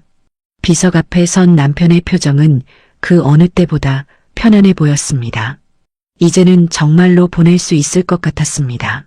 엄마의 사랑이 그리고 남편의 헌신이 만들어낸 기적 같은 1년. 저는 남편의 손을 꽉 잡았습니다. 1년 전 락스 냄새가 진동하던 그 손에서는 이제 구수한 밥 냄새와 사람 냄새가 나고 있었습니다. 이것으로 충분했습니다. 오늘도 우리 부부의 아침은 참기름 냄새와 함께 시작됩니다.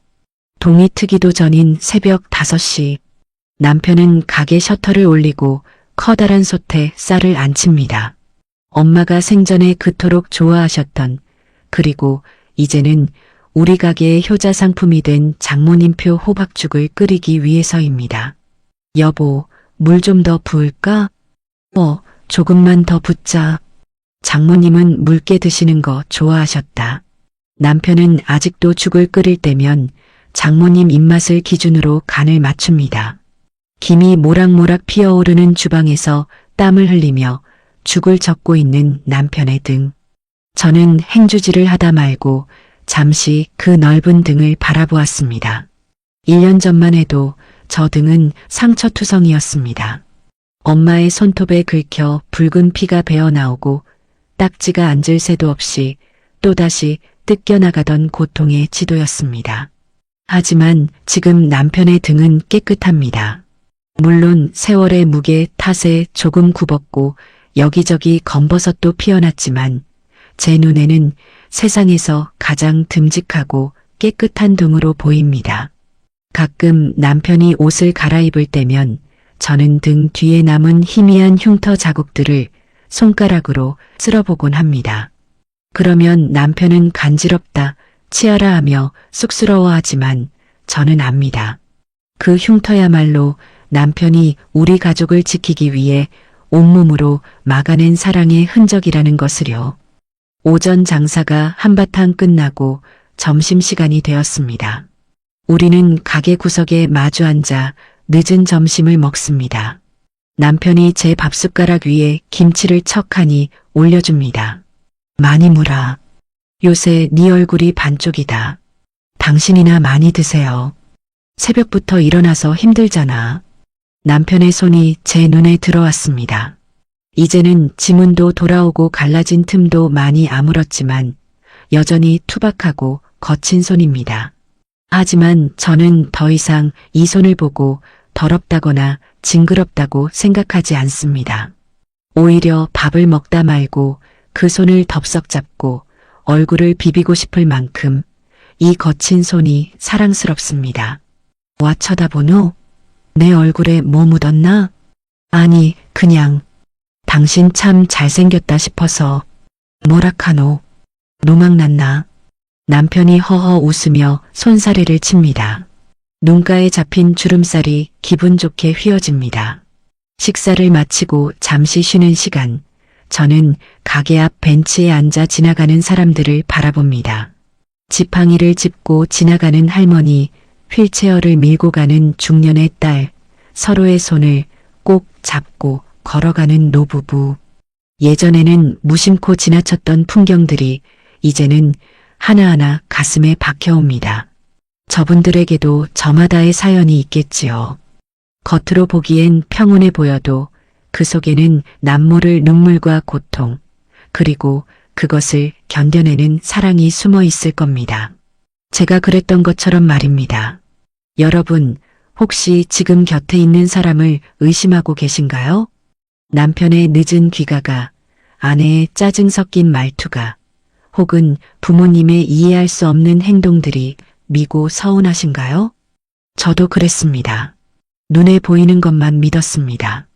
땀에 젖은 옷을 보고 불륜을 의심했고, 등짝의 상처를 보고 폭력을 확신했으며, 바세린 한 통을 보고 차마 입에 담지 못할 폐륜을 상상했습니다. 제 눈에 씌워진 의심이라는 색안경은 남편의 헌신을 범죄로 둔갑시켰고 천사 같은 사람을 악마로 만들었습니다. 하지만 진실은 눈에 보이는 곳에 있지 않았습니다. 진실은 남편이 묵묵히 빨래를 돌리던 새벽 세탁기 소리 속에 있었고 엄마의 똥 기저귀를 갈아내던 맨손 끝에 있었으며 저에게 말하지 않고 홀로 삼켜낸 눈물 속에 있었습니다. 우리는 너무 쉽게 판단하고 너무 쉽게 비난합니다. 특히 가족이라는 이유로, 가깝다는 이유로 더 함부로 대하고 상처를 줍니다. 하지만 기억해 주세요. 사랑은 화려한 꽃다발이나 비싼 선물 속에 있는 것이 아닙니다. 사랑은 가장 더럽고 가장 냄새나고 아무도 보지 않는 어두운 곳에서 묵묵히 땀 흘리는 그 사람의 등 뒤에 있습니다. 똥 묻은 기저귀를 맨손으로 만질 수 있는 마음. 살이 썩어가는 고통을 대신 짊어지려는 마음. 내 여자가 힘들어할까봐 그 모든 짐을 혼자 지고 가는 마음. 그것이 진짜 사랑이었습니다. 저는 그 사랑을 너무 늦게 깨달았습니다. 하마터면 제 어리석은 의심 때문에 세상에서 가장 귀한 사람을 영영 잃어버릴 뻔했습니다. 생각만 해도 아찔하고 또 감사합니다. 엄마가 하늘에서 마지막까지 지켜주신 덕분이겠지요. 영수가 뭐하노? 배달 가야 된다. 남편의 우렁찬 목소리가 제 상념을 깨웁니다. 알았어요, 가요. 저는 앞치마 끈을 단단히 동여매고 일어납니다. 가게 안으로 들어가니 남편이 무거운 포장용 죽박스를 들고 낑낑대고 있습니다. 이리 줘요. 같이 들어요. 됐다. 무겁다. 니는 문이나 열어라. 아유, 같이 들자니까. 저는 기어이 박스 한쪽을 맞듭니다. 남편과 제가 박스 양쪽을 잡고 가게 문을 나섭니다. 봄바람이 살랑 불어옵니다. 우리는 박스를 배달 트럭에 싣고 나란히 운전석과 조수석에 올라탑니다. 출발할까? 네, 출발해요, 김 기사님. 트럭이 덜컹거하며 출발합니다. 남편이 기어 변속을 하려고 손을 뻗자 저는 자연스럽게 그 거친 손 위에 제 손을 겹쳐 잡습니다. 남편이 흘깃 저를 보더니 피식 웃습니다. 하지만 손을 빼지는 않습니다. 맞잡은 두 손의 온기가 엔진 소리보다 더 뜨겁게 전해져 옵니다. 차창 밖으로 벚꽃이 눈처럼 흩날립니다. 1년 전 엄마를 보내드리던 날에도 이렇게 꽃이 날렸었지요. 하늘 어딘가에서 엄마가 우리를 내려다보고 계실 것 같습니다. 그래, 그렇게 서로 아끼며 살아라. 내 딸, 내 사위. 참 예쁘다. 엄마의 목소리가 바람결에 들리는 듯합니다. 저는 남편의 어깨에 머리를 기댑니다.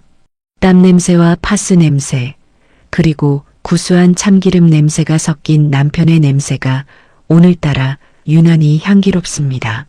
이 사람과 함께라면 앞으로 닥쳐올 어떤 늙음도 어떤 병마도 두렵지 않을 것 같습니다. 우리는 서로의 손을 놓지 않을 테니까요. 제가 남편을 오해했던 그 CCTV 속의 장면들, 그 끔찍했던 기억들은 이제 제 마음속에서 완전히 지워졌습니다. 대신 그 자리에 새로운 영상이 기록되고 있습니다. 서로를 위해 기꺼이 더러워질 수 있는 세상에서 가장 아름다운 부부의 모습으로 말입니다. 지금 이 사연을 듣고 계신 여러분의 곁에도 묵묵히 짐을 지고 있는 누군가가 있지는 않나요? 오늘 밤에는 그 사람의 거친 손을 한번 잡아주세요. 그리고 말해주세요. 고맙다. 고생했다. 사랑한다. 그 말 한마디면 충분합니다. 그것이 우리가 이 험한 세상을 버티고 살아가는 유일한 힘이니까요. 저도 오늘 밤 남편의 등에 파스를 붙여주며 다시 한번 말해야겠습니다. 여보, 정말 고마워. 그리고 당신은 내 영원한 영웅이야. 세상에서 가장 아름다운 손은 사랑하는 사람을 위해 기꺼이 더러워질 수 있는 손인 것 같습니다. 남편분의 헌신과 아내분의 뒤늦은 깨달음이 우리에게 참 많은 것을 생각하게 하네요. 오늘 사연이 좋으셨다면 구독과 좋아요 부탁드립니다. 저는 다음 영상에서 더 가슴 뭉클하고 속 시원한 이야기로 다시 인사드리겠습니다. 시청해주셔서 감사합니다. 안녕히 계세요.